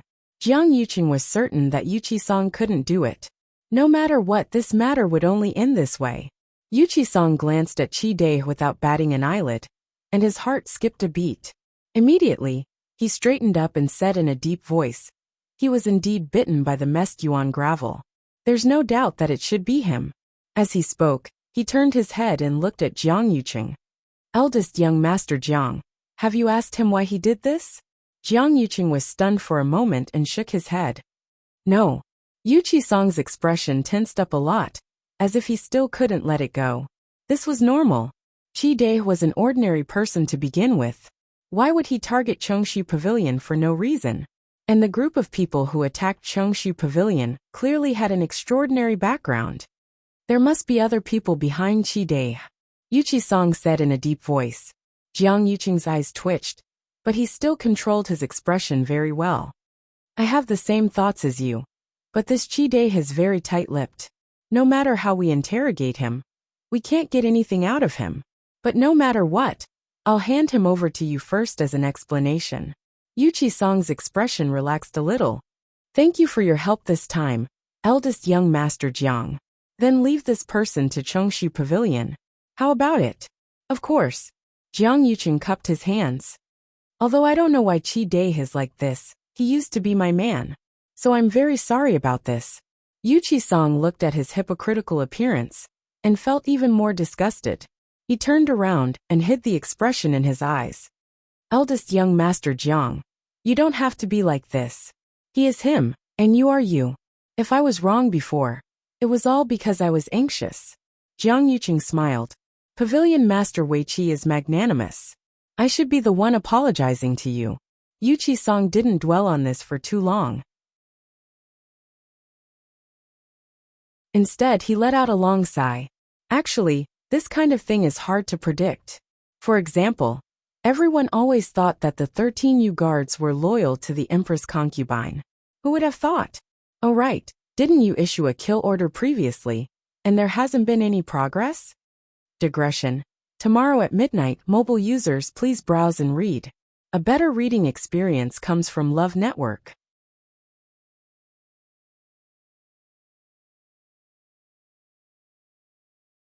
Chapter 825. When he heard Yu Qisong mention the 13 Yu guards, Jiang Yuqing was stunned and subconsciously frowned. But it was only for a moment before his expression returned to normal. Not yet. Jiang Yuqing shook his head. As you know, the 13 Yu guards are all very powerful. It's extremely difficult to find them. At that time, they had used all their means to transfer the 13 Yu guards out of Xiling before they attacked Shanghai Yu. Actually, the 13 Yu guards had already sensed that something was wrong, so they had rushed back at full speed. But when they returned to Xiling, they saw a raging fire that had almost completely surrounded the Imperial Ancestral Hall. Not long after, the 13 Yu guards had all returned to Xiling. They were suspicious of Shanghai Yu's death and immediately wanted to investigate. The first to bear the brunt was Jiang Yuqing. Therefore, Jiang Yuqing made a prompt decision to counterattack. He directly announced to the public that the 13 Yu guards had colluded with the enemy and betrayed their master. That day he directly issued the order to kill them. The 13 Yu guards were powerful. Any one of them was a top figure. But at that time, Xiling City was basically under Jiang Yuqing's control. He had the upper hand in all aspects. Most importantly, he also had the military power of the Black Cavalry in his hands. Under such circumstances, the 13 Yu guards were no match for Jiang Yuqing. So, they fled on their own and disappeared without a trace. Now that he thought about it, it had been almost 2 years. During this time, Jiang Yuqing had repeatedly ordered people to search for them, but there was no progress. He was very clear that the most likely reason why they could hide for so long was that they had already left the Tianling dynasty and gone outside Heaven's canopy. If that was the case, the chances of finding them would be even lower. Although he rarely mentioned it, Jiang Yuqing had always been worried that the 13 Yu guards were on the run. That was because these 13 Yu guards were very different from the other people who followed Shanghai Yu. They were only loyal to Shanghai Yu. They wouldn't even listen to the emperor's orders without the permission of Shangguan Yu. They only had the identity of a private guard, so they had nothing else to worry about. For the sake of Chu Luyue, they could go against the heavens without any scruples. Others might be able to use power or benefits to restrain them.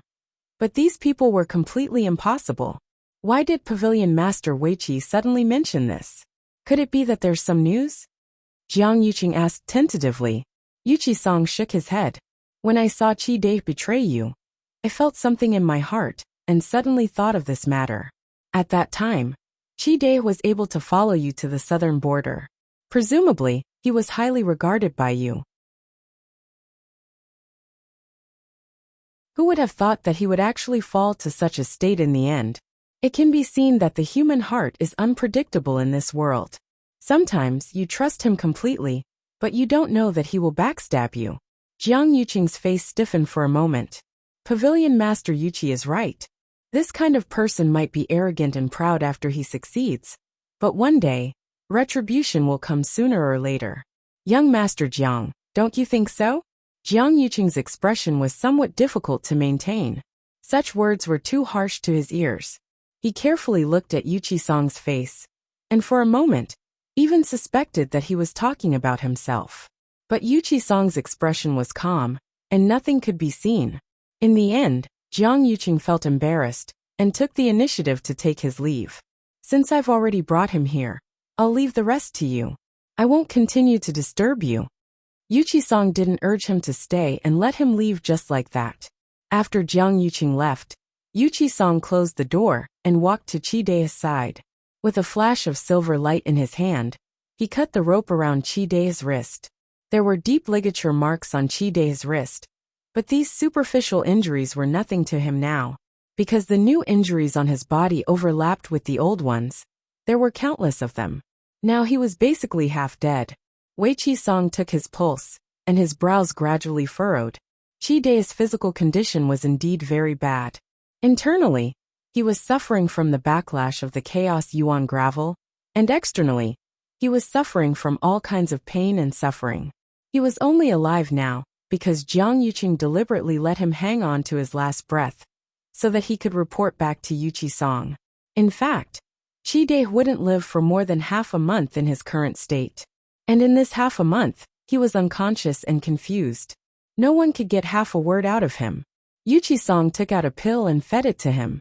Then he called 2 disciples and only said that this person's identity was very important, and that they must take good care of him. Since the pavilion master had said so, the people below naturally did as they were told, and carefully took Qi Dai away. Most of the disciples in Chongshu Pavilion were celestial physician, and they were best at this kind of thing. On the other side, Yu Qisong began to personally refine medicine for Qi Dai. Everyone was very surprised to see such a scene. This Qi Dai was brought here by Jiang Yuqing. They didn't know his identity, but he was already half dead. The pavilion master actually planned to spend so much effort to save him? Although they were curious, they still obeyed the pavilion master's orders obediently. Thus, Qi Dai settled down in Chongshu Pavilion just like that. After Jiang Yuqing left Chongshu Pavilion, he planned to return to the Jiang mansion. After resolving the matter that had been hanging in his heart for many days, his mood was much better. Anyway, he had sent the person over, and the evidence was conclusive. There was no denying it. Yu Qisong had to believe it even if he didn't want to. Qi Dai was dying. Even if he could live for a few more days, his brain was already damaged, and he couldn't get anything out of him. Even if Yu Qisong still had doubts about this matter, he had no reason or excuse to trouble him. After all these days, there was finally something comforting. Jiang Yuqing let out a long sigh. However, when he thought of Qi Dai, he couldn't help but think of Xia Mu from before. It was as if that person had suddenly disappeared without a trace. After such a long time, he still couldn't find him even after he had turned the entire West Hill upside down. It was as if everything that happened that day was just a dream. However, there was still a scar on his lower abdomen, constantly reminding him of the humiliation he had suffered that day. As he walked, Jiang Yuqing gradually felt that something was wrong. It was as if a pair of eyes were watching him in the dark. Jiang Yuqing stopped in his tracks and looked back. However, he didn't see anyone. As for that faintly discernible line of sight, it also disappeared. Jiang Yuqing knitted his brows, turned around, and continued walking forward. He focused his mind, but the feeling of being watched didn't appear again. Could it really be his imagination? After some time, Jiang Yuqing suddenly realized that he had unknowingly arrived at Xianli Garden. Thinking of the stolen zither, Jiang Yuqing hesitated for a moment, but still walked in. Mobile users, please browse for a better reading experience from Love Network.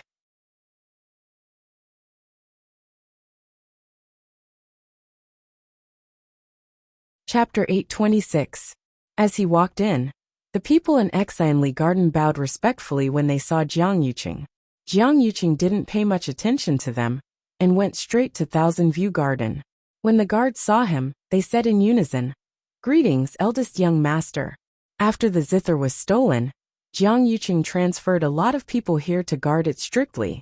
Therefore, the place was now heavily guarded in all directions, both in the open and in the dark. However, Jiang Yuqing hadn't come here since the day the zither was stolen. He stood by the lake and glanced at the zither room. "Have there been any abnormalities recently?" the guard said. In response to eldest young master, "There hasn't been any abnormalities." Jiang Yuqing waved his hand and dismissed them. He walked towards the zither room. In fact, he had guessed the situation. The most important thing in the zither room was the zither. Since the other party had stolen it, there was a high chance that they wouldn't come again. But who would be interested in this ancient zither? Although it was precious, it was just a zither. Moreover, the zither's appearance was very special. It was in the shape of a phoenix's tail, so it was also called the phoenix tail zither. Almost everyone in the Tianling dynasty knew that it was the princess's favorite zither. So from this point of view, It was absolutely impossible for that person to sell the zither. They didn't even dare to take it out for others to see. Was it really just to take the zither for themselves? Jiang Yuqing couldn't figure it out. And no matter how hard he tried, he couldn't think of any characteristics of that person at that time. He once suspected that it was Mu Hongyu, but the aura seemed a little different. Dragon Teeth Mountain. Jian Fengqi was leisurely today, so he planned to go down the mountain. As soon as he reached the foot of the mountain, he saw an ordinary-looking young man talking to the guard at the door. Jian Fengqi didn't pay much attention at first. Just as he was about to walk over, he vaguely heard Mu Hongyu's name. He stopped in his tracks and looked over. "What's going on?" When the guard saw him, he hurriedly bowed respectfully and said, "Young master, this person is here to deliver a letter." He said that it was a letter from Mu Hongyu's family. We told him that Mu Hongyu was not on the mountain now, so he could keep the letter and pass it to her in the future. But he wouldn't, and that's why. Jian Fengqi looked at the man who delivered the letter. "What's your name?" Jian Fengqi asked while sizing him up calmly. This person looked very ordinary.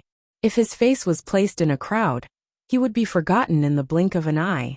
However, this person's eyes were clear and resolute. He didn't seem like an ordinary person. Most importantly, this person gave him a vague sense of familiarity. It was as if he had seen it somewhere before.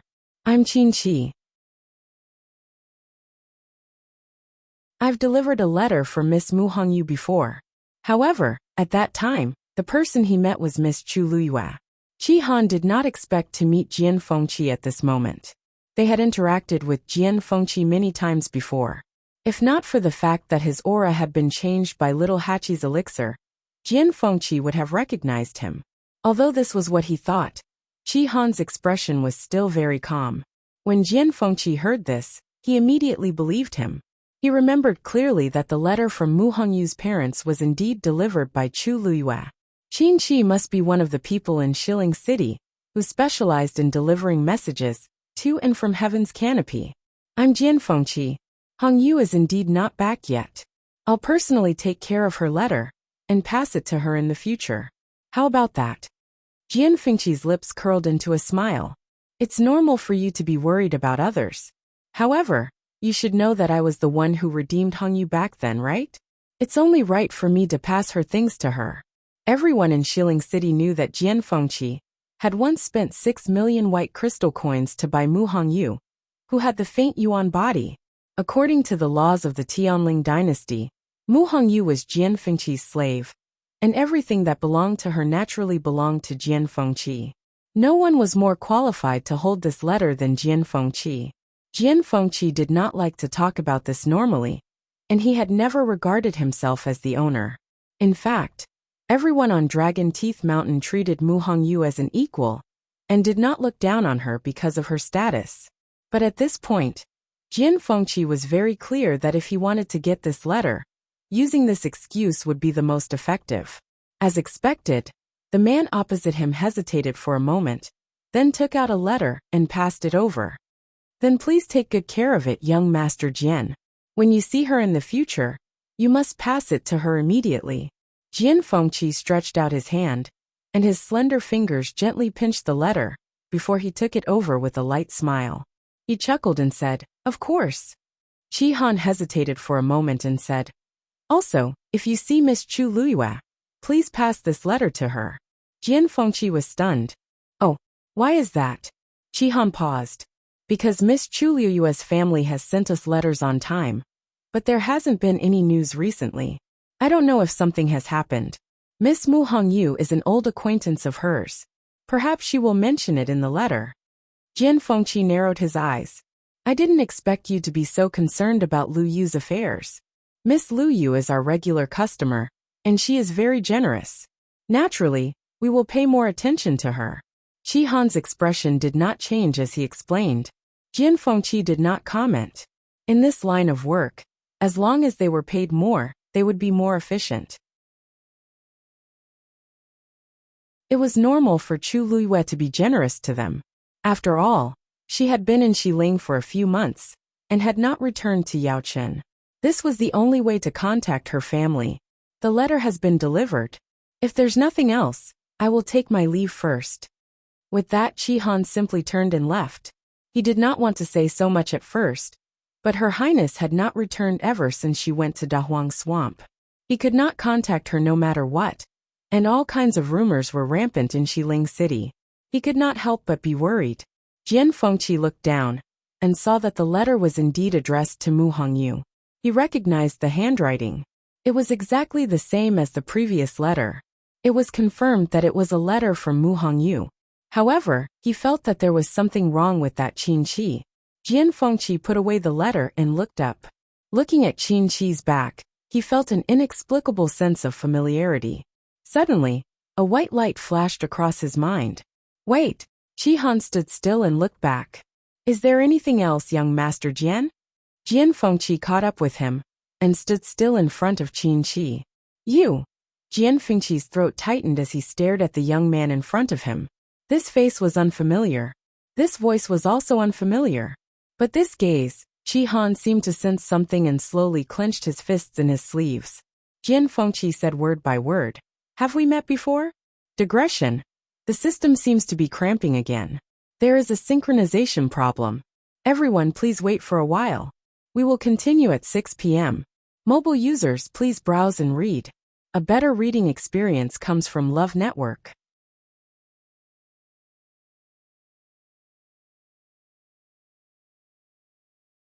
Chapter 827.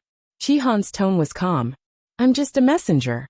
I've never interacted with you before. However, I've been in Xiling City for many years, and have indeed seen you a few times. I didn't expect you to still remember me. Jian Fengqi was the tyrant of Xiling. Many people had seen him before. Even if they hadn't seen him personally, they must have heard many rumors about him. Especially his icy blue eyes. They were the symbol of the Jian family of Dragon Teeth Mountain. Who didn't know that? Jian Fengqi narrowed his eyes and smiled. That's not what I meant. Please forgive my stupidity. I don't know what you mean. If there's anything, please enlighten me. Chi-Han had already vaguely guessed something, but he didn't show any panic on his face. He just asked with a calm expression. They were the 13 new guards after all. If they couldn't even handle this, they would be too useless. Jian Fengqi crossed his arms and touched his chin with one hand. He seemed to be deep in thought, and his smile deepened. I don't know why, but I feel that you're very familiar when I see you. We seem to know each other. You must be joking, young Master Jian. My status is lowly. How could I have the chance to know you? Yes. I've never needed to send messages outside heaven's canopy. I've never interacted with you before. You look very similar to an old friend of mine. Jian Fengqi raised his brows. There's also a Qi in his name. Don't you think it's a coincidence? Chi-Han's pupils constricted. He had already changed his appearance. Even if Jiang Yuqing was standing here, he wouldn't be able to recognize him. However, Jian Fengqi could. Because Jian Fengqi was more familiar with the 13 new guards than Jiang Yuqing. Especially Chi-Han. Jian Fengqi always had a bone to pick with Shang Guanyu in the past. He liked to find trouble with them whenever he had nothing to do. Every time this happened, Chi-Han would rush up to him and compete with him. Chi-Han's cultivation level was higher than Jian Fengqi's. However, Jian Fengqi was a celestial physician and would occasionally give him medicine. Both of them had their victories and defeats, so it was basically a draw. As a result, they naturally understood each other better. Although Chi-Han's face was always cold, he was loyal to Shang Guanyu. Every time he encountered something related to Shang Guanyu, he would not hold back. His courage and hot-bloodedness were all dedicated to the one person he was following. It was also because of this temperament that when they rushed back to the West Hill and saw the fire burning in the royal family's ancestral hall, he ignored everyone's obstruction and rushed in, finally burning his face. Now that he saw Jian Fengqi again, it was within his expectations that he would be able to guess who he was. However, this was not a good time to reveal his identity. What is young Master Jian trying to say? Chi-Han frowned. Seeing the two of them talking, the two guards couldn't help but look over from time to time. Jian Fengqi suddenly smiled. It's nothing. It's just that I feel that you're quite suitable for this young master. Chi-Han was stunned. Jian Fengqi's expression clearly indicated that he had already confirmed his identity. But why was he helping him to cover it up? Jian Fengqi suddenly threw a heavy bag over, and Qi Han caught it. This is 1,000 white crystal coins. Help me do something today, and this money is all yours. Qi Han was even more puzzled, but he still asked, what does young Master Jian want this little one to do? Jian Fengqi blinked. I'm going to Chunfeng restaurant. Come with me. Qi Han never expected that Jian Fengqi would spend so much money just to make a trip to Chunfeng restaurant with him. It was only when the two of them arrived at the entrance of Chunfeng restaurant that Qi Han was sure that Jian Fengqi wasn't joking with him. Let's go. Seeing Qi Han standing at the entrance with an indescribable expression, Jian Fengqi laughed wildly in his heart. If this was in the past, Qi Han would definitely have fought with him directly. Unfortunately, they were in public now. Due to his identity, he could only listen to Jian Fengqi's orders obediently. Qi Han's voice was several degrees colder, and the air around him was so cold that it could freeze people to death. Young Master Jian, you don't have to joke about this, right? What exactly do you want to do? Just tell me. Jian Fengqi saw that Qi Han's feet seemed to be nailed to the ground, and he refused to take a step forward no matter what. He almost laughed out loud. Chunfeng restaurant is a place that countless men in West Hill yearn for. Why do you seem to be avoiding it like it's a snake or a scorpion? You'll know what you want when you follow me in. Qi Han's face was tense. If not for the fact that he was worried that Jian Fengqi would reveal his identity, he definitely wouldn't have tolerated his impudence. However, to let him enter this kind of place was indeed akin to torture. At this moment, Madame Zhang had already seen Jian Fengqi's figure from inside the restaurant. She hurriedly came out to welcome him, shaking with laughter. Oh, isn't this young Master Jian? You haven't been here for a while. The girls have been missing you. A trace of disdain appeared on Qi Han's face. In West Hill City, who didn't know that Chunfeng restaurant was Jian Fengqi's second home? He had lived here longer than he had in Dragon Teeth Mountain. However, Jian Fengqi didn't find it shameful. Instead, he was proud of it. He was cheerful every day, as if he was enjoying himself in a drunken stupor. Jian Fengqi didn't need to turn around to know what kind of expression Qi Han was using to look at him. Swish, he opened his folding fan, and a carefree smile appeared on his face. A day without little Luer feels like 3 years. Aren't I here now? Madame Zhang was a discerning person. When she was inside, she saw Jian Fengqi talking to the young man behind him, and they seemed to be quite familiar with each other. Therefore, after greeting Jian Fengqi, Madame Zhang immediately walked towards Qi Han with an eager smile. Oh, this young master is really handsome. How come I haven't seen you before? Is this your first time here at Chunfeng restaurant? Qi Han quickly avoided Madame Zhang's actions, and the aura around him became even colder. Madame Zhang's action missed, and she felt a little awkward. She subconsciously looked at Jian Fengqi. Haha, Madame Zhang, this is my friend. However, he came with me today. I'm here, so you don't have to worry. Go and invite little Luer over. You don't have to wait on anything else. Madame Zhang saw that Jian Fengqi was so protective of this young man, and her attitude became even more courteous. Yes, please come in. With that, she immediately ran to find Shui Luer. Qi Han's eyes flickered when he heard Shui Luer's name. Jian Fengqi raised his chin. Let's go. Qi Han paused for a moment, and finally followed her in. The two of them arrived at Jian Fengqi's private room. It was daytime, and there weren't many people in Chunfeng restaurant. Moreover, it was very common for Jian Fengqi to come here, so they didn't attract much attention. Besides, perhaps because Jian Fengqi had already told them to stay away, no one came to disturb them after that. Inside the room it was quiet. Jian Fengqi leaned lazily on the small couch, and his lips curled into a wicked smile. Long time no see, Qi Han. The best reading experience came from the Love Network.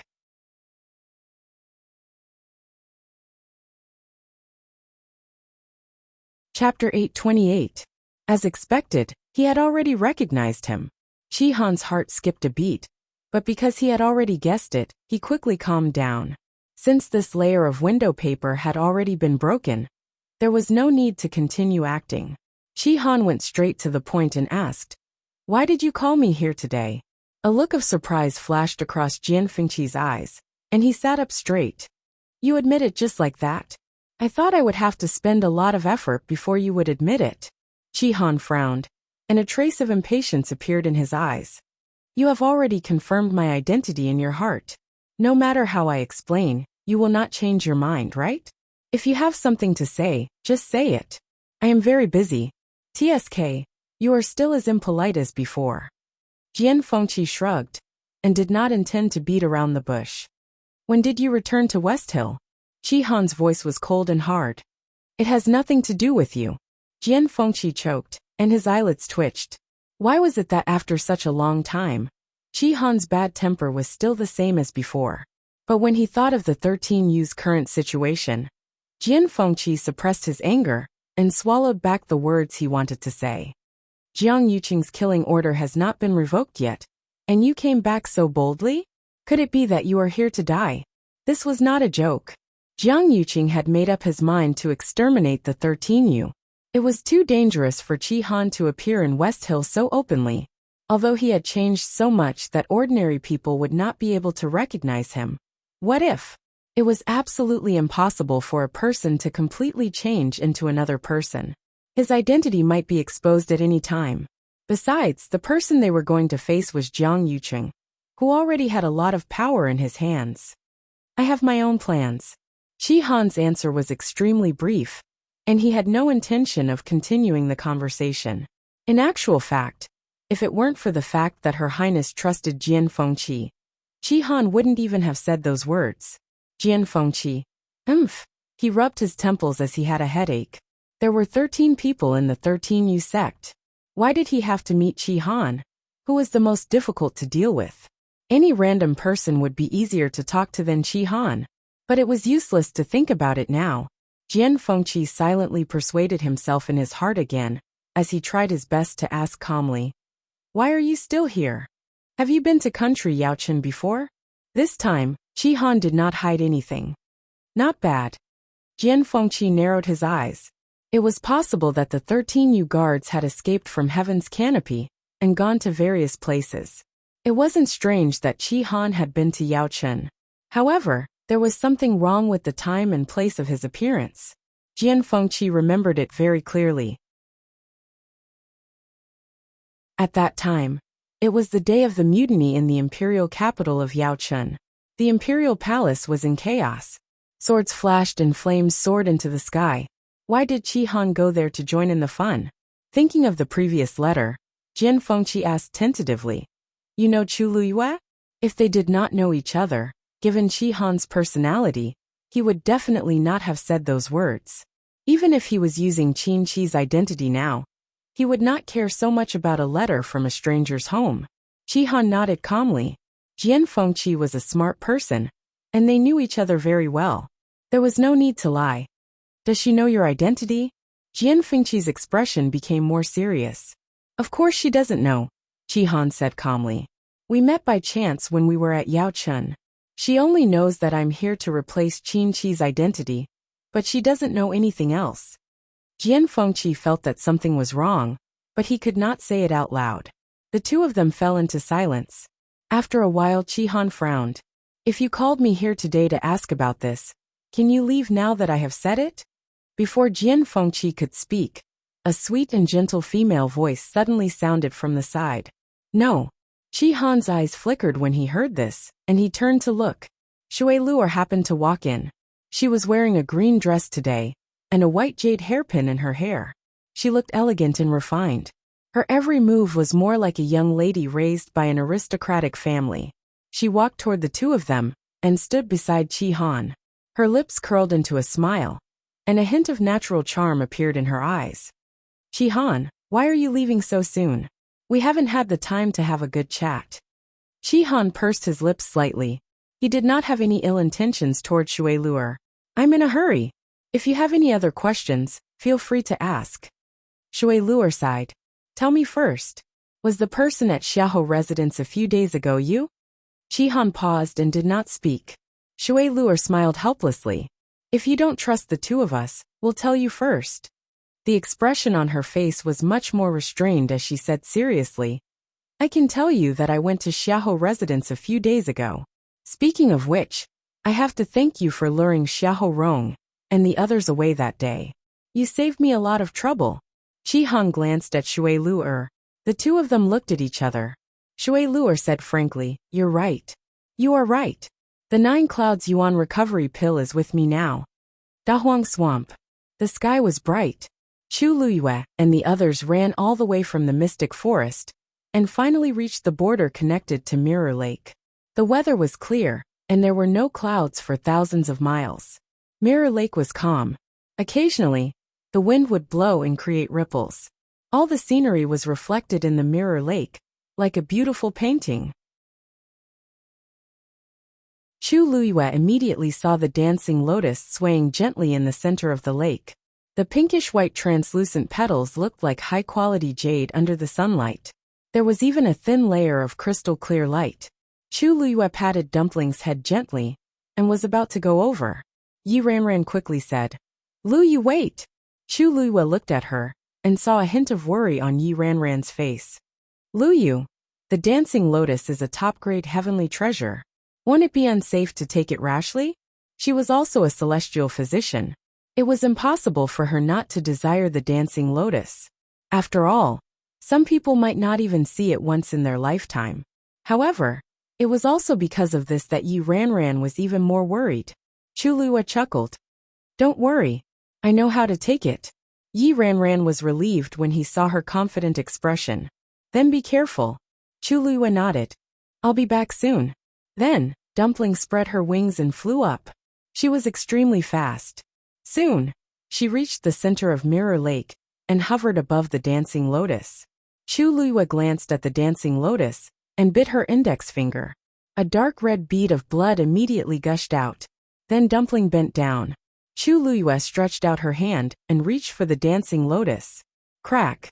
A crisp sound was heard. Digression. Everyone should know that the recent review has been very strict. I've done a second self-review today. A small part of the content at the beginning has been modified, but it won't affect the reading. I'm now writing while changing the text. Please forgive me. At about 7 p.m., mobile phone users, please browse for a better reading experience from Love Network.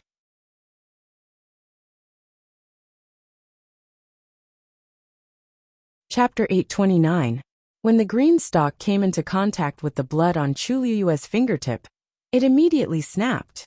Then, the dancing lotus quietly flew up and landed in Chu Luyue's hand. Chu Luyue looked at the dancing lotus lying quietly in her palm with a blank expression. What was going on? She hadn't moved much just now. How did this thing come to her on its own? Although she had never seen the dancing lotus with her own eyes before, she had read about it in ancient books. According to the books, it should be drawn with fresh blood. In short, it was quite troublesome. She had made ample preparations in case something went wrong. But now, it seemed like all her efforts were in vain. Chu Luyue blinked and realized that the drop of blood on her finger had silently seeped into the stalk. The 5 petals closed naturally. It still looked fresh, clear, and beautiful. From the looks of it, the plucking was very successful, although she didn't actually do anything. In the distance, Mu Hongyu and the others were closely watching the situation in the center of the lake. They were a little confused when they saw Chu Luyue reach out and grab the dancing lotus. Mu Hongyu raised her hand and asked curiously, "Ranran, didn't you say that the dancing lotus was very troublesome and dangerous to pluck? Why does it seem to me that Lu Yu is very relaxed?" Yi Ranran was also shocked. I don't know either. Their master had mentioned this herb before. At that time, he had specially warned them not to rush forward blindly if they encountered it. Otherwise, they might not even know how they died. However, Chu Luyue did seem to have easily plucked the dancing lotus. They waited nervously for a moment, but nothing strange happened around them. Chu Luyue jumped directly onto Dumpling's back. The master and servant were back in the blink of an eye. "Lu Yu, are you okay?" Yi Ranran could not help but ask. At the same time, his gaze fell on the dancing lotus in Chu Luyue's hand. It lay there quietly, like an ordinary flower. Chu Luyue didn't know whether to laugh or cry. "I'm fine." To think that she had done so much preparation just now. So it's actually so easy to obtain an offensive heavenly treasure like the dancing lotus? Yi Ranran murmured with a puzzled expression. Chu Luiyue was also very confused. This dancing lotus was very gentle towards her. It had even taken the initiative to break off and give it to her. She also seemed to have an inexplicable sense of closeness to it. It was as if this was supposed to be hers. This feeling was so subtle that Chu Luiyue didn't know how to explain it. After thinking about it, she could only say, "Maybe I'm just lucky." After saying that, she glanced at the dancing lotus again. Then she took out a jade box and carefully placed it inside. "Look, what's that?" Mu Hongyu suddenly exclaimed and looked in front in shock. The few of them turned around to look. Yi Ranran sucked in a breath of cold air and widened her eyes. Lei Laosi couldn't help but swear. F***CK. What's going on? Even the usually calm Qin Yi squinted his eyes slightly. Chang Wanzhou seemed to have thought of something and frowned. Chu Luiyue also turned around to look. This glance directly stunned her on the spot. She saw another dancing lotus slowly growing on the vast surface of the water. It was beautiful and moving, swaying gracefully. It was already extremely rare to see one dancing lotus. Who would have thought that after Chu Luiyue plucked one, another one would pop out from the mirror lake? Even Chu Luiyue was stunned when she saw this scene. What's going on? Could it be that there were originally two dancing lotuses here? It's just that only one came out previously, and this one just came out. However, the moment Chu Luiyue said that, the few of them saw another dancing lotus slowly appearing beside the first one, including the one in Chu Luiyue's hands. This was already the third one. However, this wasn't the end. In the next hour, dozens of dancing lotuses actually started growing in the mirror lake one after another. The sun shone down, the water rippled, and the pinkish-white flowers swayed with the wind. It was tranquil and moving. Anyone who saw this scene would have to sigh in admiration. However, at this moment, the few of them were no longer in the mood to admire this scene. They were only filled with shock. As the dancing lotuses gradually appeared, the few of them gradually fell silent. The surroundings were silent. Chu Luiyue stared at the swaying dancing lotus, and something suddenly flashed across her mind. She was dazed for a moment. This scene, I seem to have seen it before? And for some reason, when she saw so many dancing lotuses appearing together, although she was very surprised when she saw it, she wasn't shocked in the depths of her heart. It seemed that she had seen more before. She closed her eyes, trying to recall the scene that had appeared in her mind just now, but she couldn't remember it.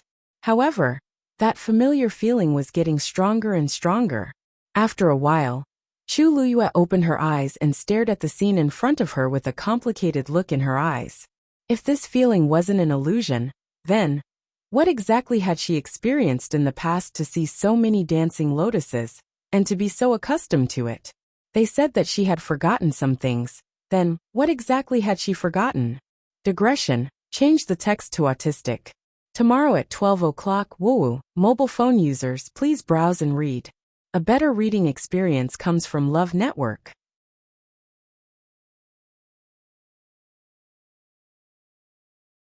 Chapter 830. When all the dancing lotuses appeared, countless light spots suddenly fell from the sky and formed a faint light screen. That light screen surrounded the entire mirror lake in half. One half was as usual, and the water was calm, while the other half seemed to be covered by a layer of fog, and everything became blurry. Even the clusters of dancing lotuses seemed to have become much more distant. From where Chu Luiyue and the rest were standing, they could only see the blurry shadows on the light screen. If someone else came, it would be very difficult for them to recognize the dancing lotuses at the back. What's going on? Lei Laosi scratched his head in confusion and instinctively looked at Qin Yi, only to see that Qin Yi was also frowning. The two of them had guarded the mystic forest for close to 2 years. Other than the Red Moon Desert, they basically didn't go there much, but they were quite familiar with the other places. They had come to this mirror lake more than 10 times, but they had never seen such a scene before. Chu Luiyue watched this scene with a serious gaze.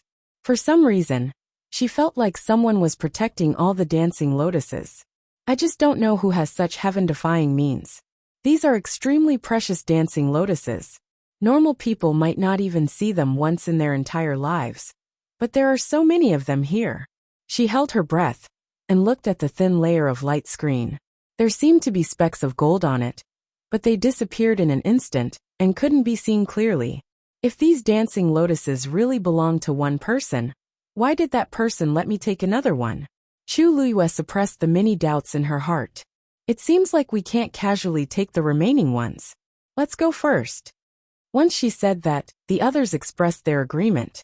These dancing lotuses might be extremely precious, but this scene was indeed a little too shocking.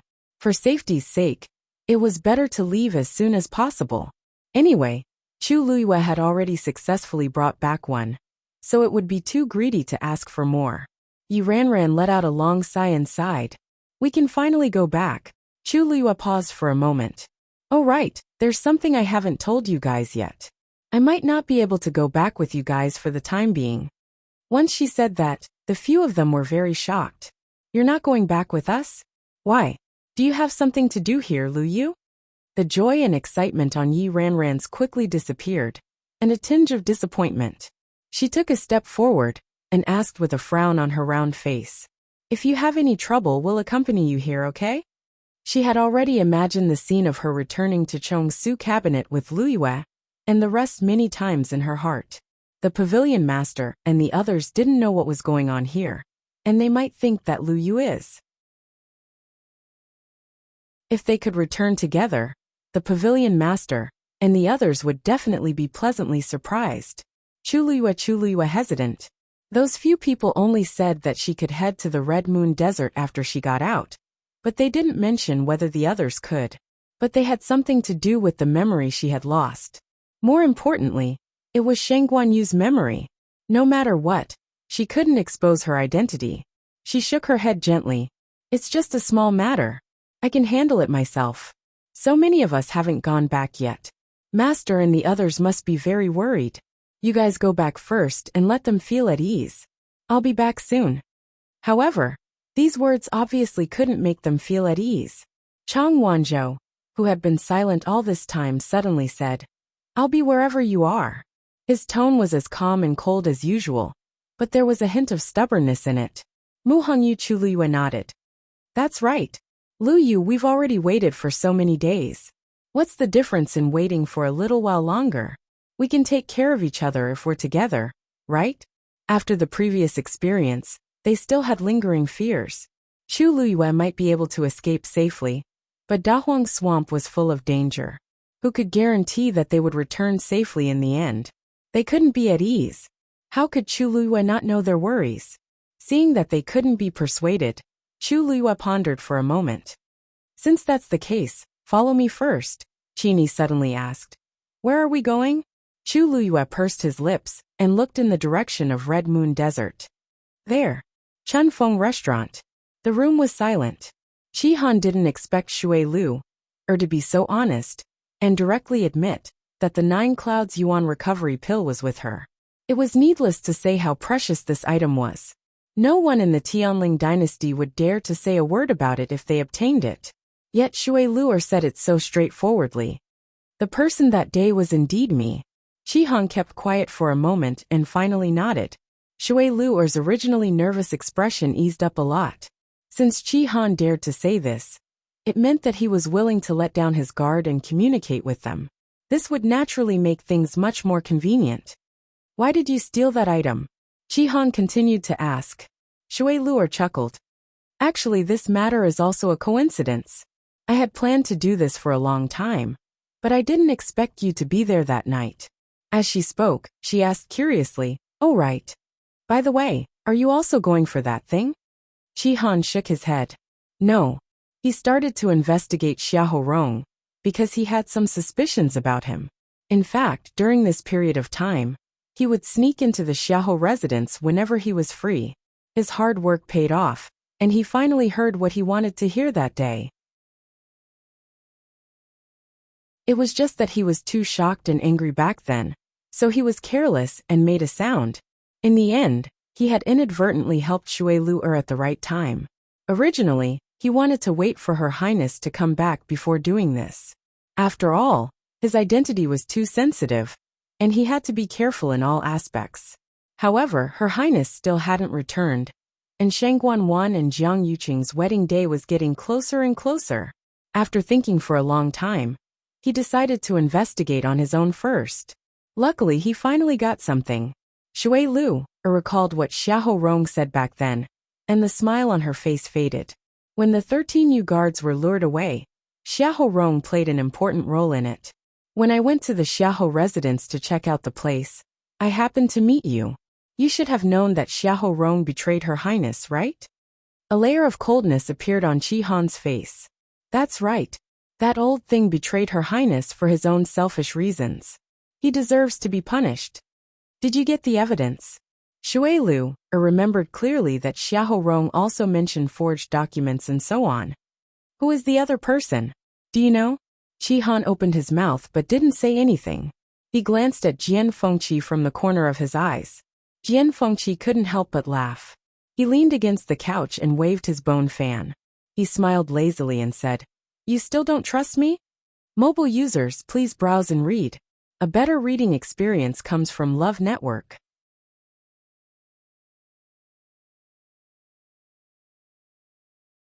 Chapter 831. Qi Han said coldly, "You know the reason. In the past, Jian Fengqi had always been keen on going against Her Highness. He would cause trouble for her every now and then. There were even a few times when he tried to stand up for Shangguan and caused a ruckus with Her Highness. Which one of them was trustworthy?" Looking at Jian Fengqi's face, Qi Han could not completely dispel the grudge in his heart. He had only said those words because Shui Luer had taken the initiative to be honest with him. Jian Fengqi choked. He felt guilty and felt a headache coming on. He closed his fan and pressed the handle against his temple as he let out a long sigh. "Aya, there are always times when people make mistakes. Besides, although I always went against Her Highness in the past, I have never done anything to let her down. I was well aware of how she treated me. Do you really think that I'm an ungrateful person?" Jian Fengqi was speaking from the bottom of his heart, disregarding everything else. Just the fact that Shangguan was willing to lend him so many unique manuscripts was enough to make him feel very grateful. One had to know that these manuscripts were priceless treasures to any celestial physician. Most people would not even be willing to share high-grade prescriptions with others. Some masters would even hold back when teaching their disciples, afraid that they would be surpassed. However, Shangguan did not seem to have such concerns. As long as Jian Fengqi asked, Shangguan would basically agree and generously lend those unique manuscripts to him. Although Jian Fengqi was unrestrained, he knew that he owed Shangguan a lot of favors. The reason why he had always been in conflict with Shangguan was actually a long story. Jian Fengqi had displayed his astonishing talent as a celestial physician when he was young. At that time, many people said that he was the #1 genius in the entire West Hill. He was proud by nature, and had always thought so. However, Shangguan was born later on. Her appearance was a great blow to the West Hill to all the so-called geniuses of the Tianling dynasty. She was like a bright moon shining brightly. No matter how outstanding other people were compared to her, they were like stars beside the moon, inferior to her. Jian Fengqi was among them. He went from being the #1 celestial physician genius to being the #2 genius. At that time, he was young and full of vigor. Jian Fengqi often ran to the palace to look for Shangguan to compete. If he lost, he would go back and cultivate as hard as he could and make a comeback. If he wins, well, he had never won. Thinking of this, Jian Fengqi was still full of resentment. Who could withstand this? Everyone else had already accepted their fate. They knew that Shangguan was an existence that couldn't be compared to. He didn't believe it. The result became worse and worse. He was almost depressed. In the end, Shangguan took the initiative to say that she had the advantage because she had read more books. She then took the initiative to lend the basic ancient books to Jian Fengqi for him to read. Jian Fengqi didn't want to accept at first, but he couldn't take it anymore. In the end, he decided to endure the humiliation and read the books she gave him. He would compete with her after he finished reading. After that, the situation improved a lot. He could finally tie with Shangguan occasionally. Gradually, Jian Fengqi formed this habit.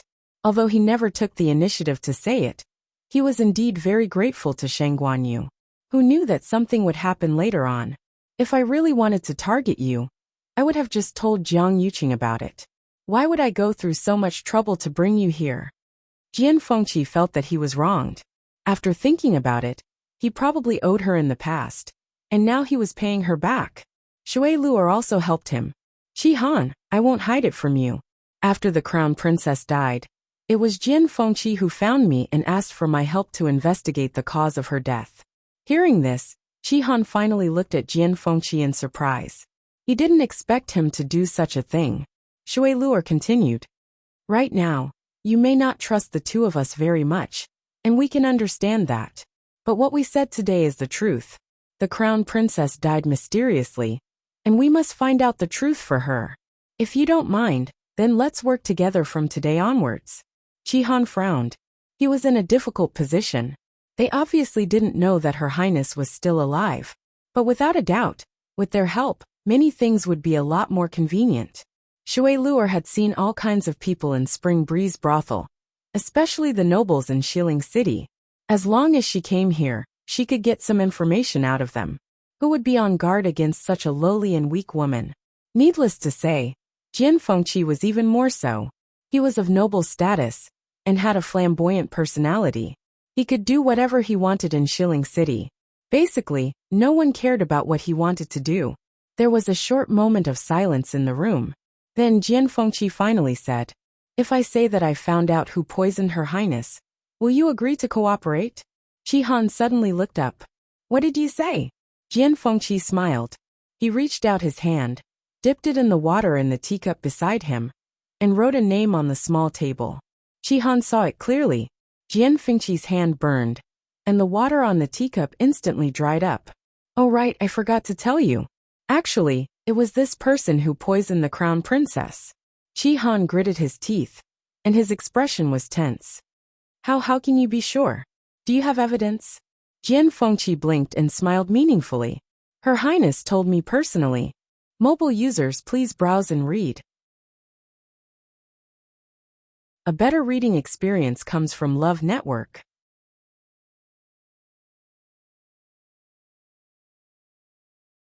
Chapter 832. It was nighttime in the palace. A black figure flashed and disappeared from Huayang Palace like a ghost. Her movements were silent, and there was no fluctuation of force. Hence, it did not attract the attention of the guards. The moonlight shone down, and the night was as cool as water. The surroundings were quiet. So much, so that Shang Guanwan could clearly hear her own beating heart. She clutched her chest, and pressed her body against the door. The blood in her body seemed to have frozen, bringing with it an icy aura. Her limbs were extremely stiff. She did not dare to breathe loudly. Her eyes were wide open, and there was still a tinge of blood in her eyes. Her forehead was covered with fine beads of sweat, and her lips were pale. If someone came in and saw her like this, they would definitely think that they had seen a ghost. Her mind was completely blank. Just now, look at you. A cold and hoarse voice sounded beside her ear, with a trace of contempt and disdain. You only took a person's yuan meridian. Is there a need to be like this? It's useless. Shang Guanwan swallowed her saliva with difficulty. She wanted to suppress the fear in her heart, but it was no use. Everything that happened just now was still replaying clearly in her mind, over and over again. She knew that she was a ruthless person. After so many years, in order to get to where she was today, what kind of methods had she not used? Even when she finished off all those people in the mystic forest, her expression did not change. But, even if she was like this, when she thought of everything that happened just now, she could not help but feel a deep sense of fear. I don't. Ugh. Shang Guanwan wanted to defend herself, but the moment she opened her mouth, a thick smell of blood rushed up from her stomach. She almost vomited. She bent down and retched for a long time. Only when her face was red and her eyes were filled with tears did she finally feel better. However, after this torment, her body was almost exhausted. She slowly and weakly fell to the ground. If it was not for the enchantment that was set up in the room, this commotion would definitely attract people. A sneer sounded beside her ear. It's only the first day and you're already like this. I think there's no need to continue. No. No. Shang Guanwan immediately reacted and shouted hurriedly. I'm fine. I can do it. Whatever you want me to do, I'll definitely do it well. You know what to do. After saying this, the voice disappeared. Shang Guanwan took a few deep breaths and calmed herself down. The fear in her eyes slowly dissipated. What was left was a viciousness and determination. It wasn't easy for her to reach her current position, so no one could stop her. She sat cross-legged. She put her hands on her knees. She closed her eyes and began to absorb the Yuan meridian. The faint moonlight shone in. The bloodstains on her hands had almost dried up, and her nails seemed to be scraping her flesh. It looked very horrifying.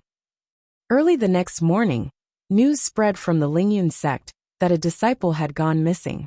Most importantly, this disciple was a genius with a Daijing Yuan meridian that they had just accepted this year. Unlike top sects like Dragon Teeth Mountain, Soaring Cloud sect did not have many Daijing Yuan meridian geniuses. The sudden disappearance of one of them caused quite a commotion. But there were many sects in Shilling City, and Soaring Cloud sect was one of the most inconspicuous ones. The disappearance of one person did not attract the attention of the people outside the sect. Perhaps he ran out on his own, or was delayed by something at the last minute. Even the people from the Soaring Cloud sect were optimistic, thinking that they would be able to find them soon. But after a day and night, there were still no clues. Only then did the people of Soaring Cloud sect realize that something was wrong. They began to gather their strength and search from top to bottom. But they still found nothing. That disciple seemed to have evaporated into thin air and completely disappeared. But what was even more shocking was that a day later, another disciple of Soaring Cloud sect went missing. Also, he had a Daijing Yuan meridian. One might be an accident, but the other two were definitely intentional. There was a lot of discussion in Shilling City. They began to wonder if Soaring Cloud sect had offended someone to get revenge like this. And the other party had specifically targeted their most outstanding genius. This was undoubtedly a huge blow to Soaring Cloud sect.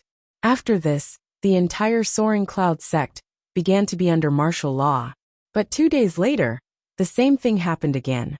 What annoyed Soaring Cloud sect the most was that they had set up layers of barriers. But the other party did not seem to care at all. They broke through easily. They did not even know who did it. After losing so many genius disciples in succession, Soaring Cloud sect's sect master finally could not take it anymore, and went to the palace to ask for help. The third princess sent a team of black cavalry over. Strangely enough, after the black cavalry went, nothing like this happened to Soaring Cloud sect again.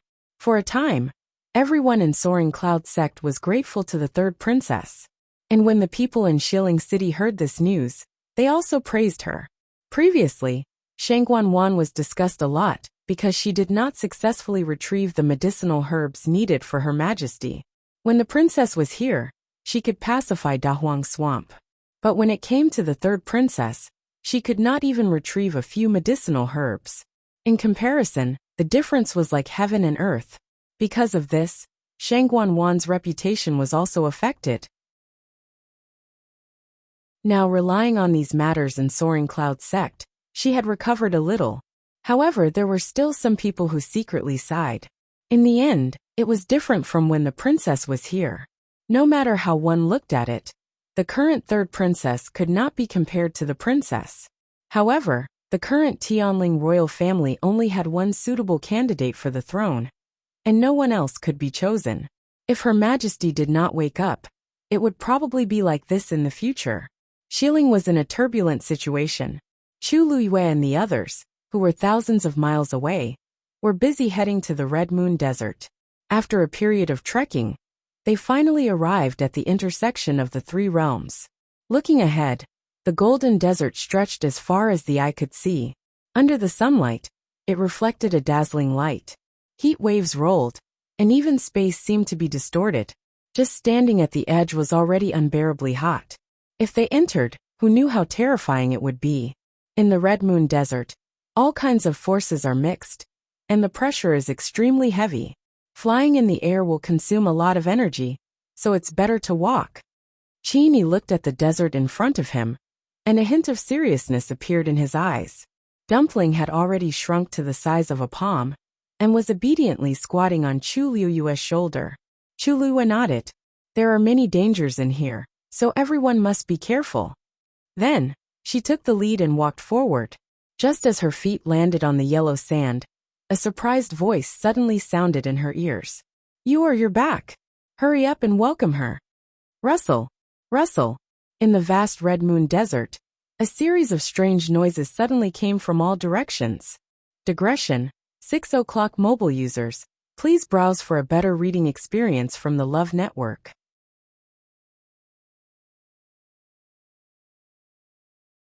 Chapter 833.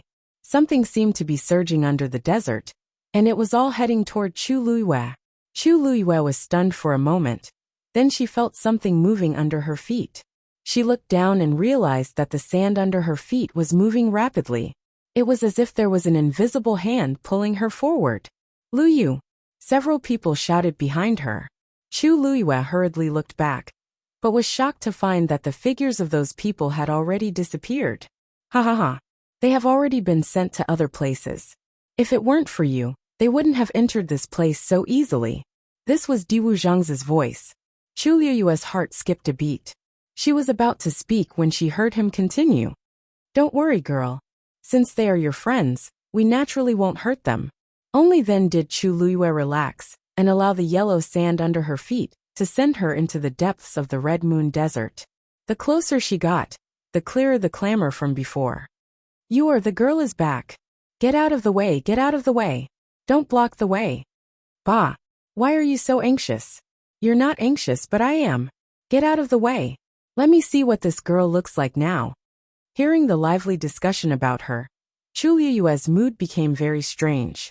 Why did it seem like she was very popular here? It was no exaggeration to say that she simply had the illusion of returning home. However, she didn't see a single figure when she looked around. Only the yellow sand under her feet was moving continuously, and that sound seemed to be coming from below. Strange, she had come to the Red Moon Desert before, but she didn't see such a scene then.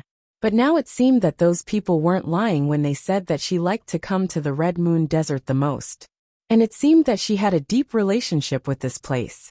When other people came to Red Moon Desert, they had a hard time walking. However, it was very easy for Chu Liyue.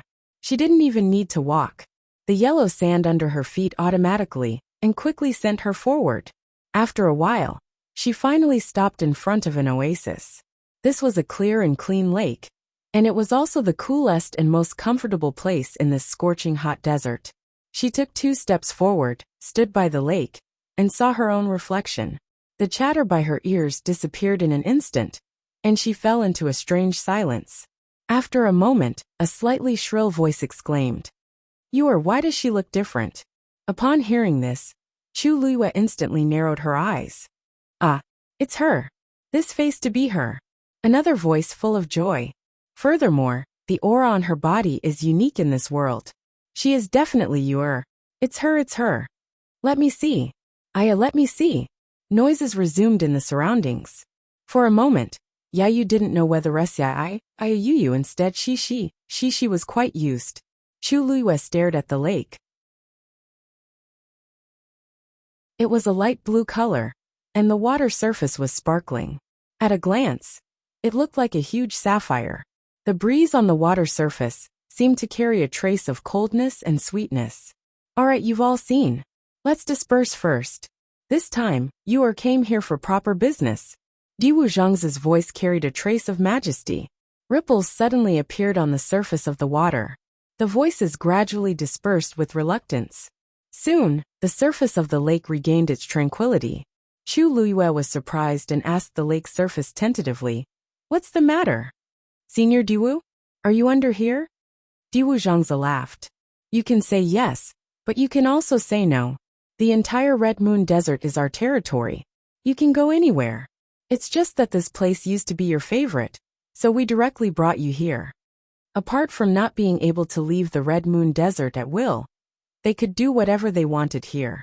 Chu Liyue nodded thoughtfully. With their strength, it was normal for them to be able to do this. Girl, did you remember anything when you saw this? Diwu Zhangzi asked cautiously. Chu Luyue was stunned, then shook her head. Diwu Zhangzi paused and laughed again. It's fine. You just came here, so it's fine if you can't remember. After staying here for a long time, you might remember everything. Chu Luyue smiled faintly. Thank you, Senior Diwu. Actually, I also want to know what I've forgotten. She vaguely felt that it was very important content, but she didn't know where to start. It would be best if she could remember it here. What are you thanking him for? We haven't done anything yet. Lan Xiao snorted softly, then asked with slight disdain. Girl, it's been so long. Why are you still at the peak of stage 5? Chu Luyue was speechless. Mu Hongyu and the others were already very shocked to see her break through to this level. Even Chu Luyue felt that her breakthrough speed was already considered extremely fast. She didn't expect that there would be a day when she would be despised by others. From his tone, it seemed like she was a hopeless good-for-nothing. Actually, I can already break through to stage 6. Sigh, you're still as worrisome as before. Stay here first, and wait until you break through to stage 6 before you start training. Training? What training? Chu Luyue asked curiously. Naturally, it's the training you went through here before. Lan Xiao sighed. You must have forgotten all those learned from the beginning. Chu Luyue was speechless. Why did she suddenly have a bad premonition? But Lan Xiao had already said it, so Chu Luyue didn't know how to react. She could only sit cross-legged and prepare to break through. Becoming a stage 6 warrior wasn't difficult for her now, and she could do it easily. However, a stage 6 warrior that was considered outstanding in the eyes of others might not even be considered a beginner in the eyes of these few people. Tianjing Yuan Meridian. Chu Luyue pursed her lips. She would tell everyone that even if she didn't have the Tianjing Yuan Meridian now, she would definitely not be worse than before. Seniors, please forgive my friends. Chu Luyue didn't have any other worries in her heart. She was just afraid that something would happen to those few people. A cold voice sounded. They are extremely lucky to be able to come in. If you have the time, you should think about how to improve your abilities. This was Dugu Mabao's voice. Chu Luyue's heart skipped a beat. Senior, thank you for your guidance. With that, she immediately held her breath and prepared to break through. Lan Xiao said softly with dissatisfaction. Why are you so fierce to her? Isn't it just Rong Xiao who broke your Xian formation again? Vent your anger on him. Mobile users, please browse and read. A better reading experience comes from Love Network.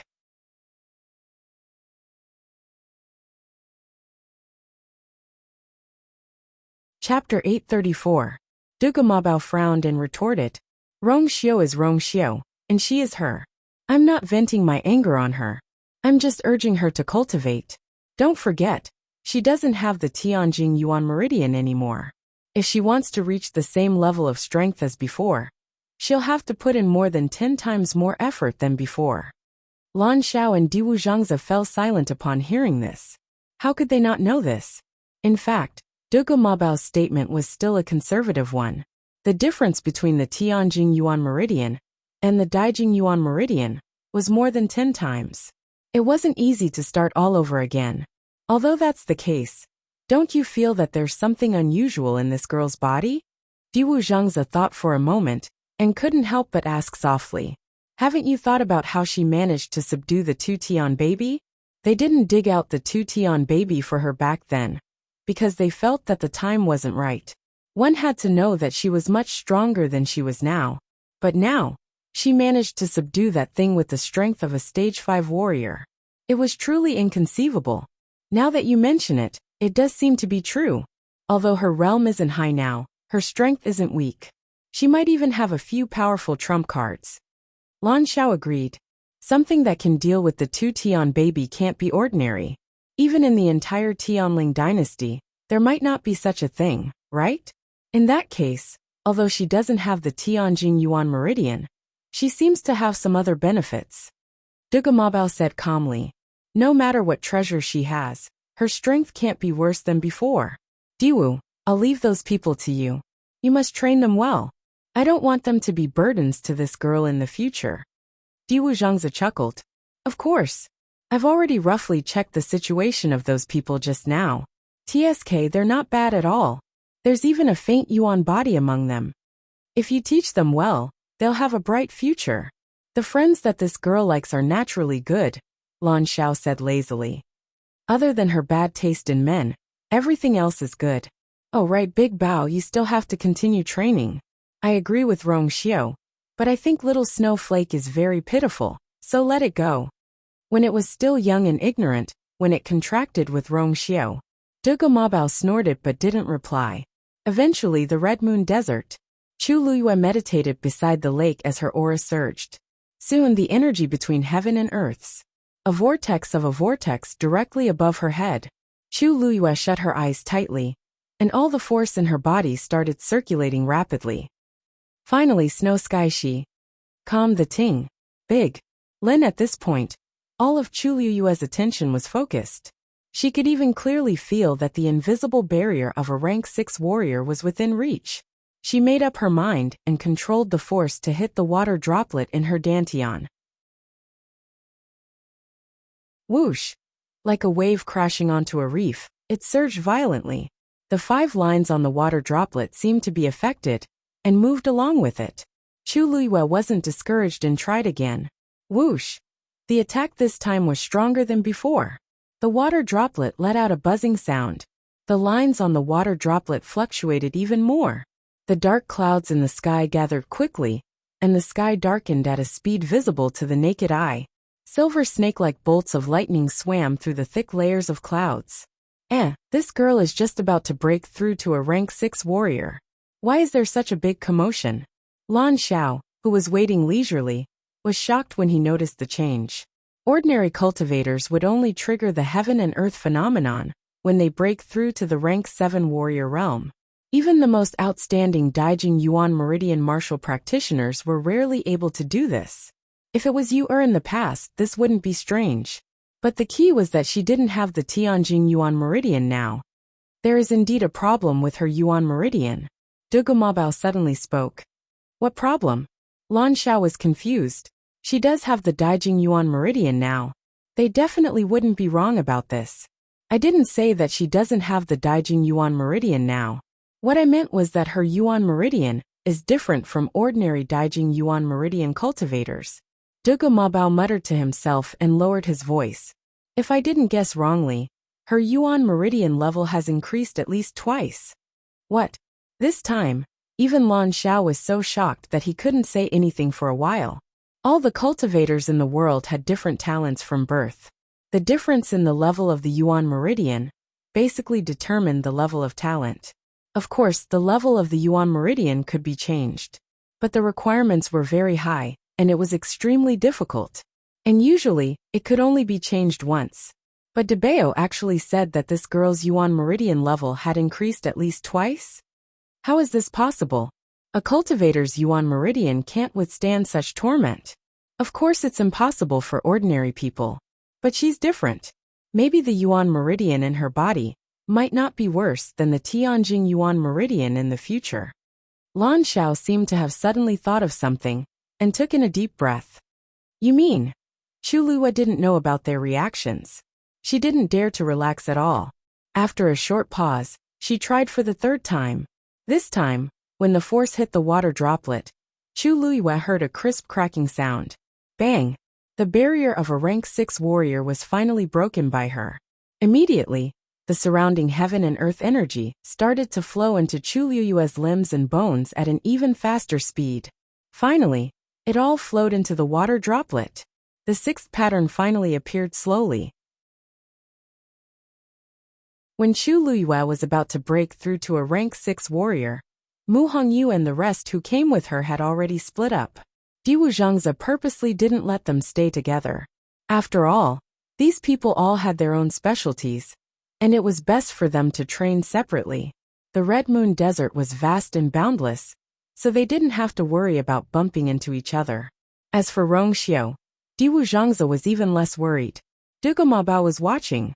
However, in these few years, Rong Xiao's strength had increased rapidly, and now, even Debao had to put in more effort to deal with other people. I really don't know how he cultivates. Thus, in the Red Moon Desert, everyone split up and went through different tests. And in this process, Their combat power also increased rapidly and silently. Mobile users, please browse for a better reading experience from Love Network.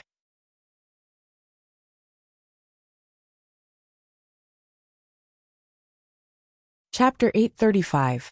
In the blink of an eye, a month's time had passed. There were only 5 days left before the wedding of third Princess Shangguanwan and Jiang Yuqing. Logically speaking, everyone should be in a jubilant mood on such an auspicious day. However, the atmosphere in Shilling City was inexplicably gloomy and oppressive. Even the usually bustling streets were much more deserted. This was all because of a series of strange things that had happened in Shilling City recently. Many disciples of various sects had recently disappeared for no apparent reason. Most importantly, they were all cultivation geniuses with Daijing Yuan meridians.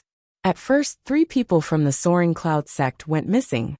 Although everyone was surprised, they only thought that they had offended someone they should not have offended, which led to such a disaster. In addition, after the third princess sent the Black Cavalry to support them, the Soaring Cloud sect did not have such an incident again. Thus, everyone did not take this matter to heart. However, such peaceful days were soon disrupted, because the same thing had also begun to happen in other sects. And the sects that had such incidents were basically those ranked in the upper echelons of Shilling City. There were a few outstanding geniuses, but they were not considered top-notch sections. For example, an existence like Dragon Teeth Mountain had been safe and sound. Instead, it was those sects that were about the same level as the Soaring Cloud sect that began to encounter accidents one after another. When the number of Daijing Yuan Meridian geniuses who went missing in Shilling City exceeded 5, everyone finally realized that the situation was much more serious than they had imagined. It was obvious that the other party was targeting such people. Although these sects had already strengthened their vigilance and searched everywhere for clues, they still did not find anything. Moreover, often after 1 or 2 people went missing, the other party would change to another sect to target. Their whereabouts were erratic and unpredictable. Just how powerful was this person to be able to do all this without anyone noticing? Just thinking about it sent chills down one's spine. For a time, almost everyone in Shilling City was in danger. No one knew if they would be the next. Especially those young cultivators with Daijing Yuan meridians. They were even more uneasy. Although they had outstanding talent, their current strength was still limited. They had not had the time to grow into a true powerhouse. How could they deal with all this? Although the third princess had sent Mu Qinghe and the others to investigate the matter thoroughly, they had not found the culprit, and there was almost no progress. Therefore, even though Shangguanwan and Jiang Yuqing's wedding was approaching, the sky of Shilling City seemed to be shrouded in a layer of shadow. The Imperial Palace. Jiang Yuqing went straight all the way to Huayang Palace. His face was expressionless, and the aura around him was cold and gloomy. Many palace servants felt fear in their hearts and hurriedly saluted. Jiang Yuqing ignored these people and went straight to the main hall. Chani was guarding the door.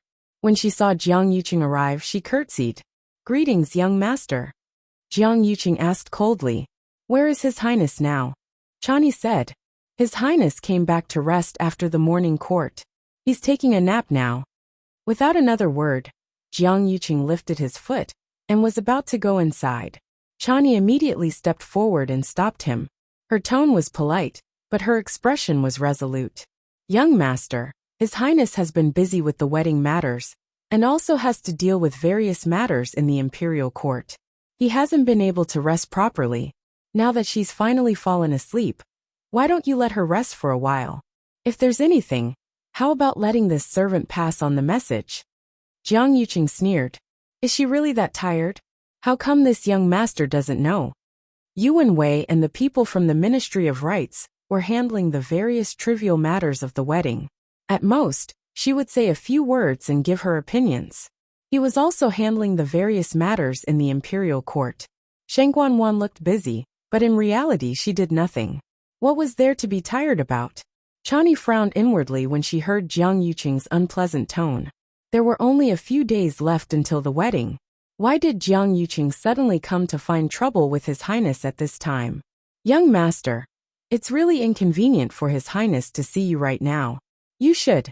Impudent. Jiang Yuqing hollered angrily. You're just a lowly servant, yet you dare to stop me time and time again? Chani, you've been by the third princess's side for a long time, and you're highly regarded. Do you actually think that you're a master now? Panic flashed across Chani's face, and she immediately knelt down. I don't dare. I'm just helping His Highness.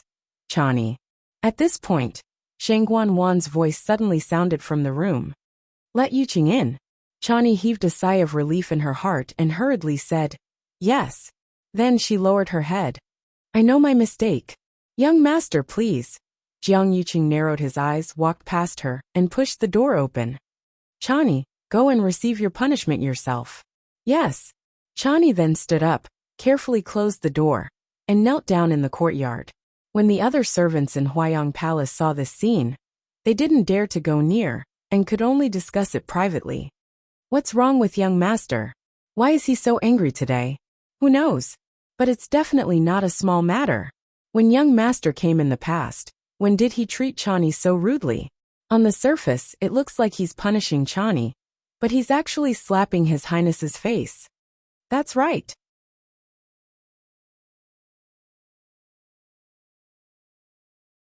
Who doesn't know that Chani is His Highness's most trusted subordinate? There's only a few days left for her to fool around, so why did she suddenly cause such a scene? Sho, don't say anything else. Be careful of your words. Let's go. Disperse. The servants in Huayang Palace were all smart, and they knew what they could say and what they couldn't.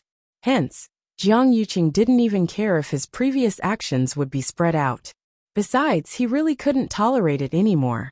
When he walked into the room, Shangguan Wan was sitting in front of the dressing table. After she came back, she originally planned to take off her mask, but who knew that she would hear Jiang Yuqing coming in? Thus, she could only put on her half-removed mask again.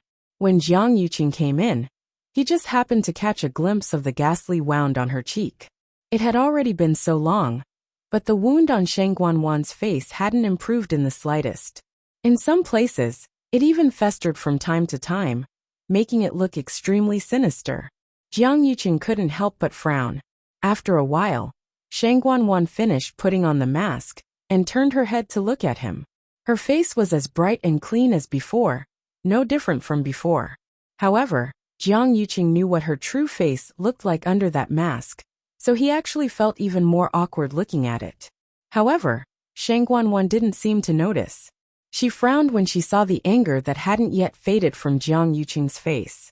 She frowned a little and said tiredly, What do you want to do by coming in so aggressively? Let me say something first. This consort is very tired right now, and doesn't have the energy to deal with you. If there's nothing urgent, let's talk about it another day. Jiang Yuqing sneered. Don't you know best why you're tired? Shangguan Wan paused. I already warned you once before to stop before going too far. But what are you planning to do now? Are you crazy? You can get a better reading experience from the Love Network.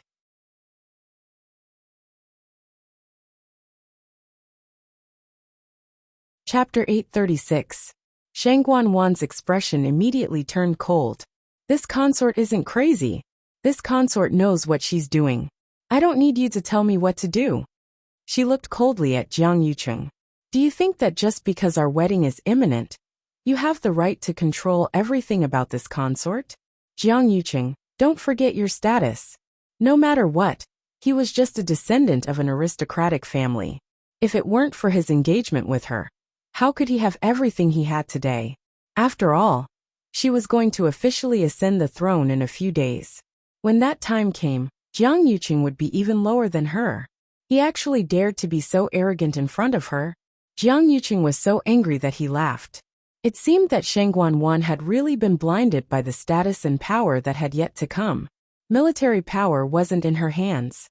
Even if imperial power was in her hands, she was just a puppet. Besides, her foundation wasn't solid. It was hard to say if she could even hold on to this position. Without him, would she be where she was today? He originally didn't want to argue with her about this. After all, it wasn't the first time he knew that Shangguan Wan was brainless. Back then, he'd chosen her because he saw that she was easy to control. But he didn't expect that she'd become so crazy now. Jiang Yuqing's gaze was cold. Enough people have gone missing in Shilin City. At this critical time, I don't want to hear this kind of news again, understand? However, in the face of Jiang Yuqing's repeated warnings, Shang Guanwan didn't take them to heart at all. She sneered, turned around, and leisurely took off the exquisite dangling ornament on her head. I knew you came for this matter, but there's really no need. It's just that a few disciples have gone missing. Up until now, no one has found any clues. In the future, no one will find out who did it. What are you worried about? She didn't avoid Jiang Yuqing guessing that she was the one who did it. In any case, the two of them had done too many unspeakable things together, and they had each other's weaknesses. Unless Jiang Yuqing wanted to fight to the death, he had to stand on her side. Seeing that Shang Guanwan was so fearless, Jiang Yuqing frowned, and the anger in his chest burned even more. In order to recover her strength, Shang Guanwan had indeed gone crazy.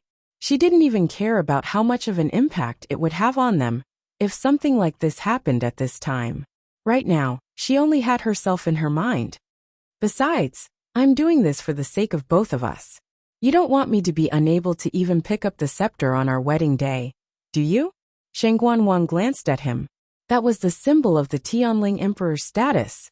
If she failed in front of all the civil and military officials, then she would be completely finished. Even Jiang Yuqing was the same. He couldn't possibly find a third princess to marry. Jiang Yuqing clenched his teeth. In the end, he could only spit out one sentence. Remember to wipe your mouth clean after eating. With that, he turned and strode away.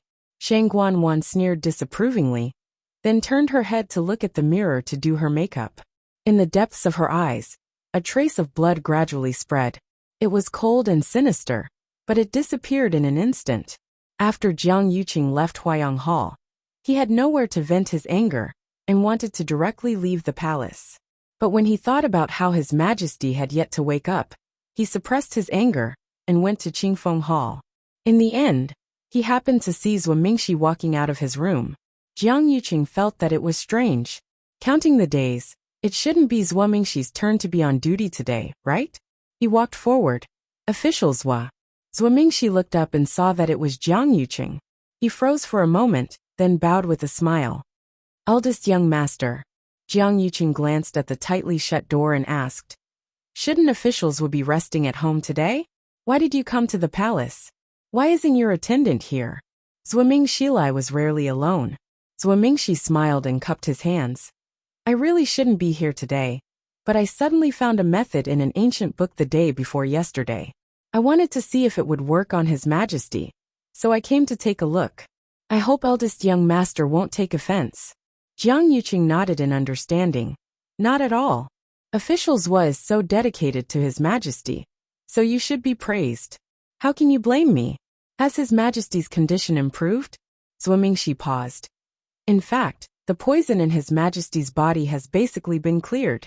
It stands to reason that he should wake up in a few days, but what?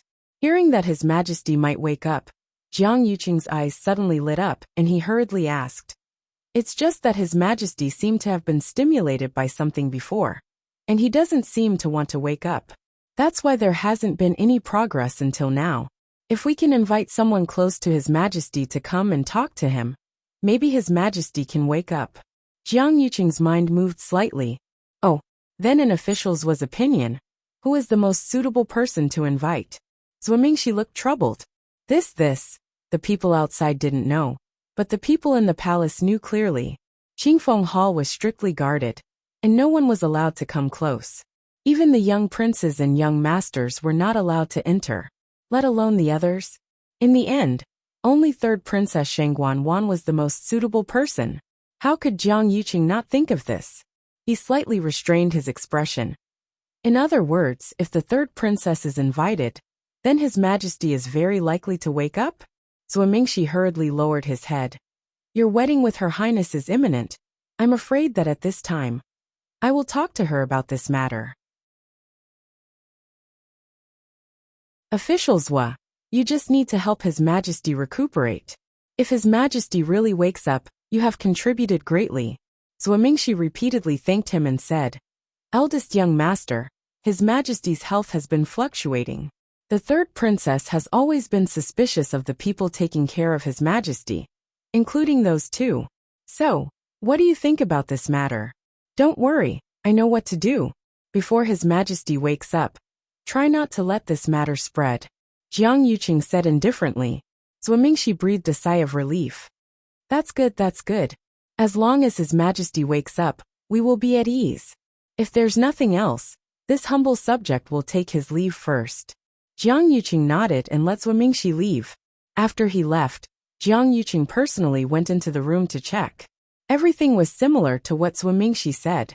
He calculated in his heart for a while, and finally returned to Huayang Palace to tell Shang Guanwan about this matter. Shang Guanwan actually didn't take this matter to heart, but she had no choice but to agree perfunctorily after being urged by Jiang Yuqing. In any case, in her opinion, whether Imperial Father woke up or not didn't affect her much, because no matter what, she would be the one standing at the top. Jiang Yuqing knew what Shang Guanwan was thinking. He wanted to say a few more words, but in the end he gave up. There were some things that didn't need to be told to her. As long as His Majesty wakes up, then the rest of the matter would naturally be solved easily. Mobile users, please browse and read. A better reading experience comes from AI Network.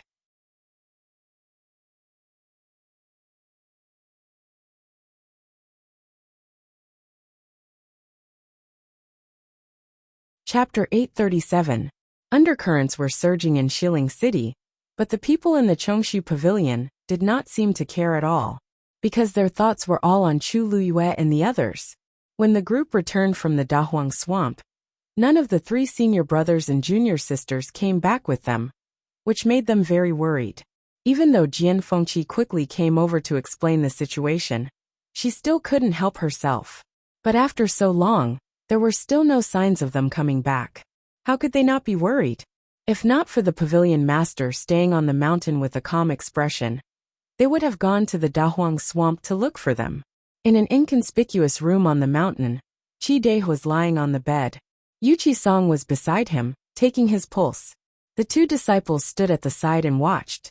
They seemed a little nervous, but also a little curious. After a while, Yu Qisong nodded and looked at the 2. Not bad. His body has taken a turn for the better. Although his Yuan meridian is mostly destroyed, his life is saved. Thanks to the 2 of you for taking care of him during this time. The 2 hurriedly said. It's all thanks to the pavilion master's prescription. We just did some small things. It's not worth mentioning. Yu Qisong smiled and shook his head. I know his body's condition very well.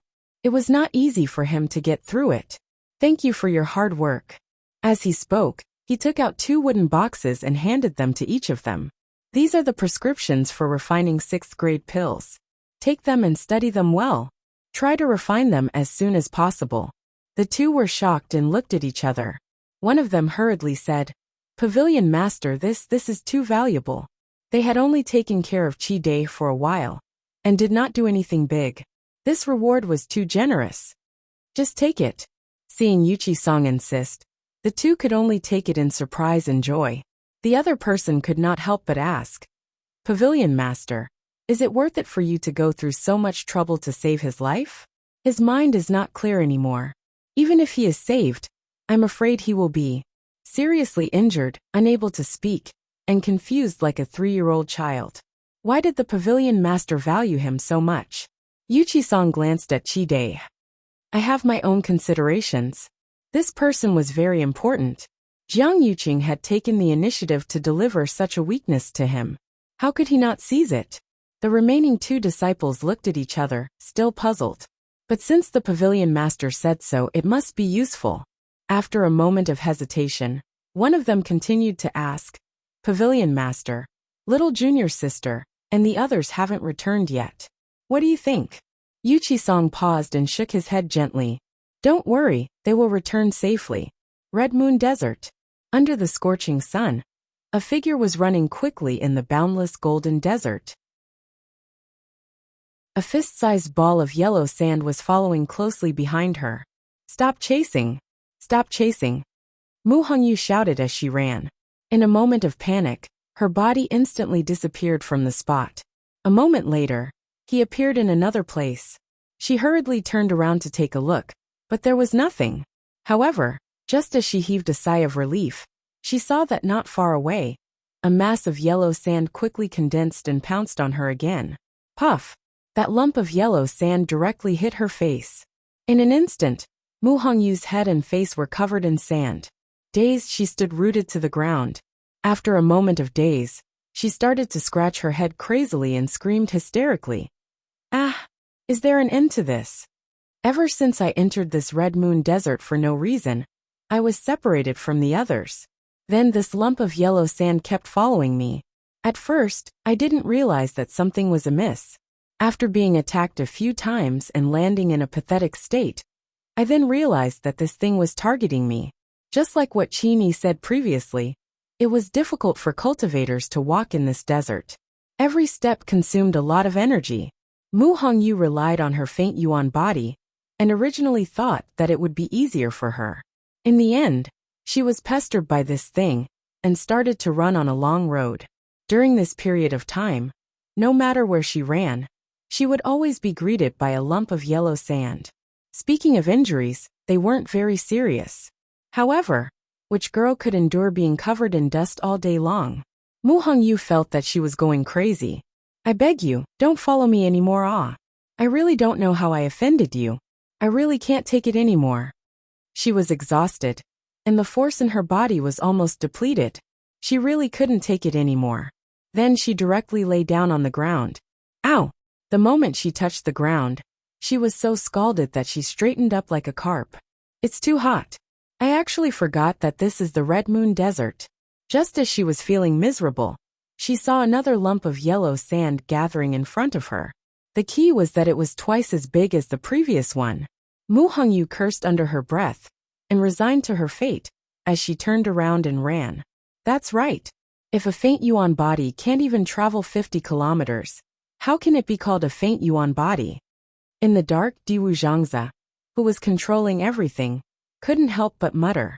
According to the rumors, a person with a faint yuan body can travel thousands of kilometers in an instant. What does this count as? The others don't seem so noisy. Diwu Zhangzi looked at the others' situation. Needless to say, Qin Yi and Lei Laoxi's cultivation levels were much higher, and they could take a beating very well. As for that round-faced lady, her face was also flushed red as she crazily refined pills. As for that golden-haired young man, tisk, he can really endure it. With such a cold and evil aura in his body, it's really enviable when he cultivates.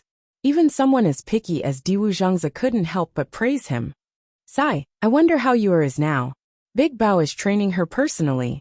Thinking about Dugu Mabao's methods, Diwu Zhangzi's eyelids twitched harshly. These few people added together probably can't even compare to that girl's suffering. Dugu Mabao might dote on her, but he's really inhumane when it comes to training her. Achoo! In the center of the Red Moon Desert, beside the Sapphire Lake, Chu Luiyue suddenly sneezed. She rubbed her nose. I wonder who's talking about me. However, I don't have the time and energy to think about this now. Faster! Faster! Dugu Mabao's cold voice sounded. Chu Luiyue changed her palm into a fist and punched forward again. A figure flashed in front of her. The other party dodged again. At the same time, a leg kicked towards Chu Luiyue. Chu Luiyue clenched her teeth and turned her waist, narrowly avoiding the attack. However, one of her calves was still scraped a little, and instantly, she felt a burning pain. She lowered her body and immediately squatted down, pouncing towards the other party like a fox. The other party grabbed her neck with one hand. Chu Luiyue tilted her head to avoid it, then immediately clamped down on the other party's wrist with one hand and attacked. Bang! The two of them fell heavily on the ground. Lan Xiao came back after wandering around, and was surprised by this scene. Big Bao. You don't seem to be using the peak of the 6th stage puppet from before? Dugu Mabao said coldly. This is the peak of the 7th stage. Digression. Translator. Atlas Studios Editor. Atlas Studios Translator. Atlas Studios Editor. Atlas Studios. You're tuning in to the Journey of the Soul YouTube channel. Don't forget to subscribe and join us on this journey to catch the most captivating stories.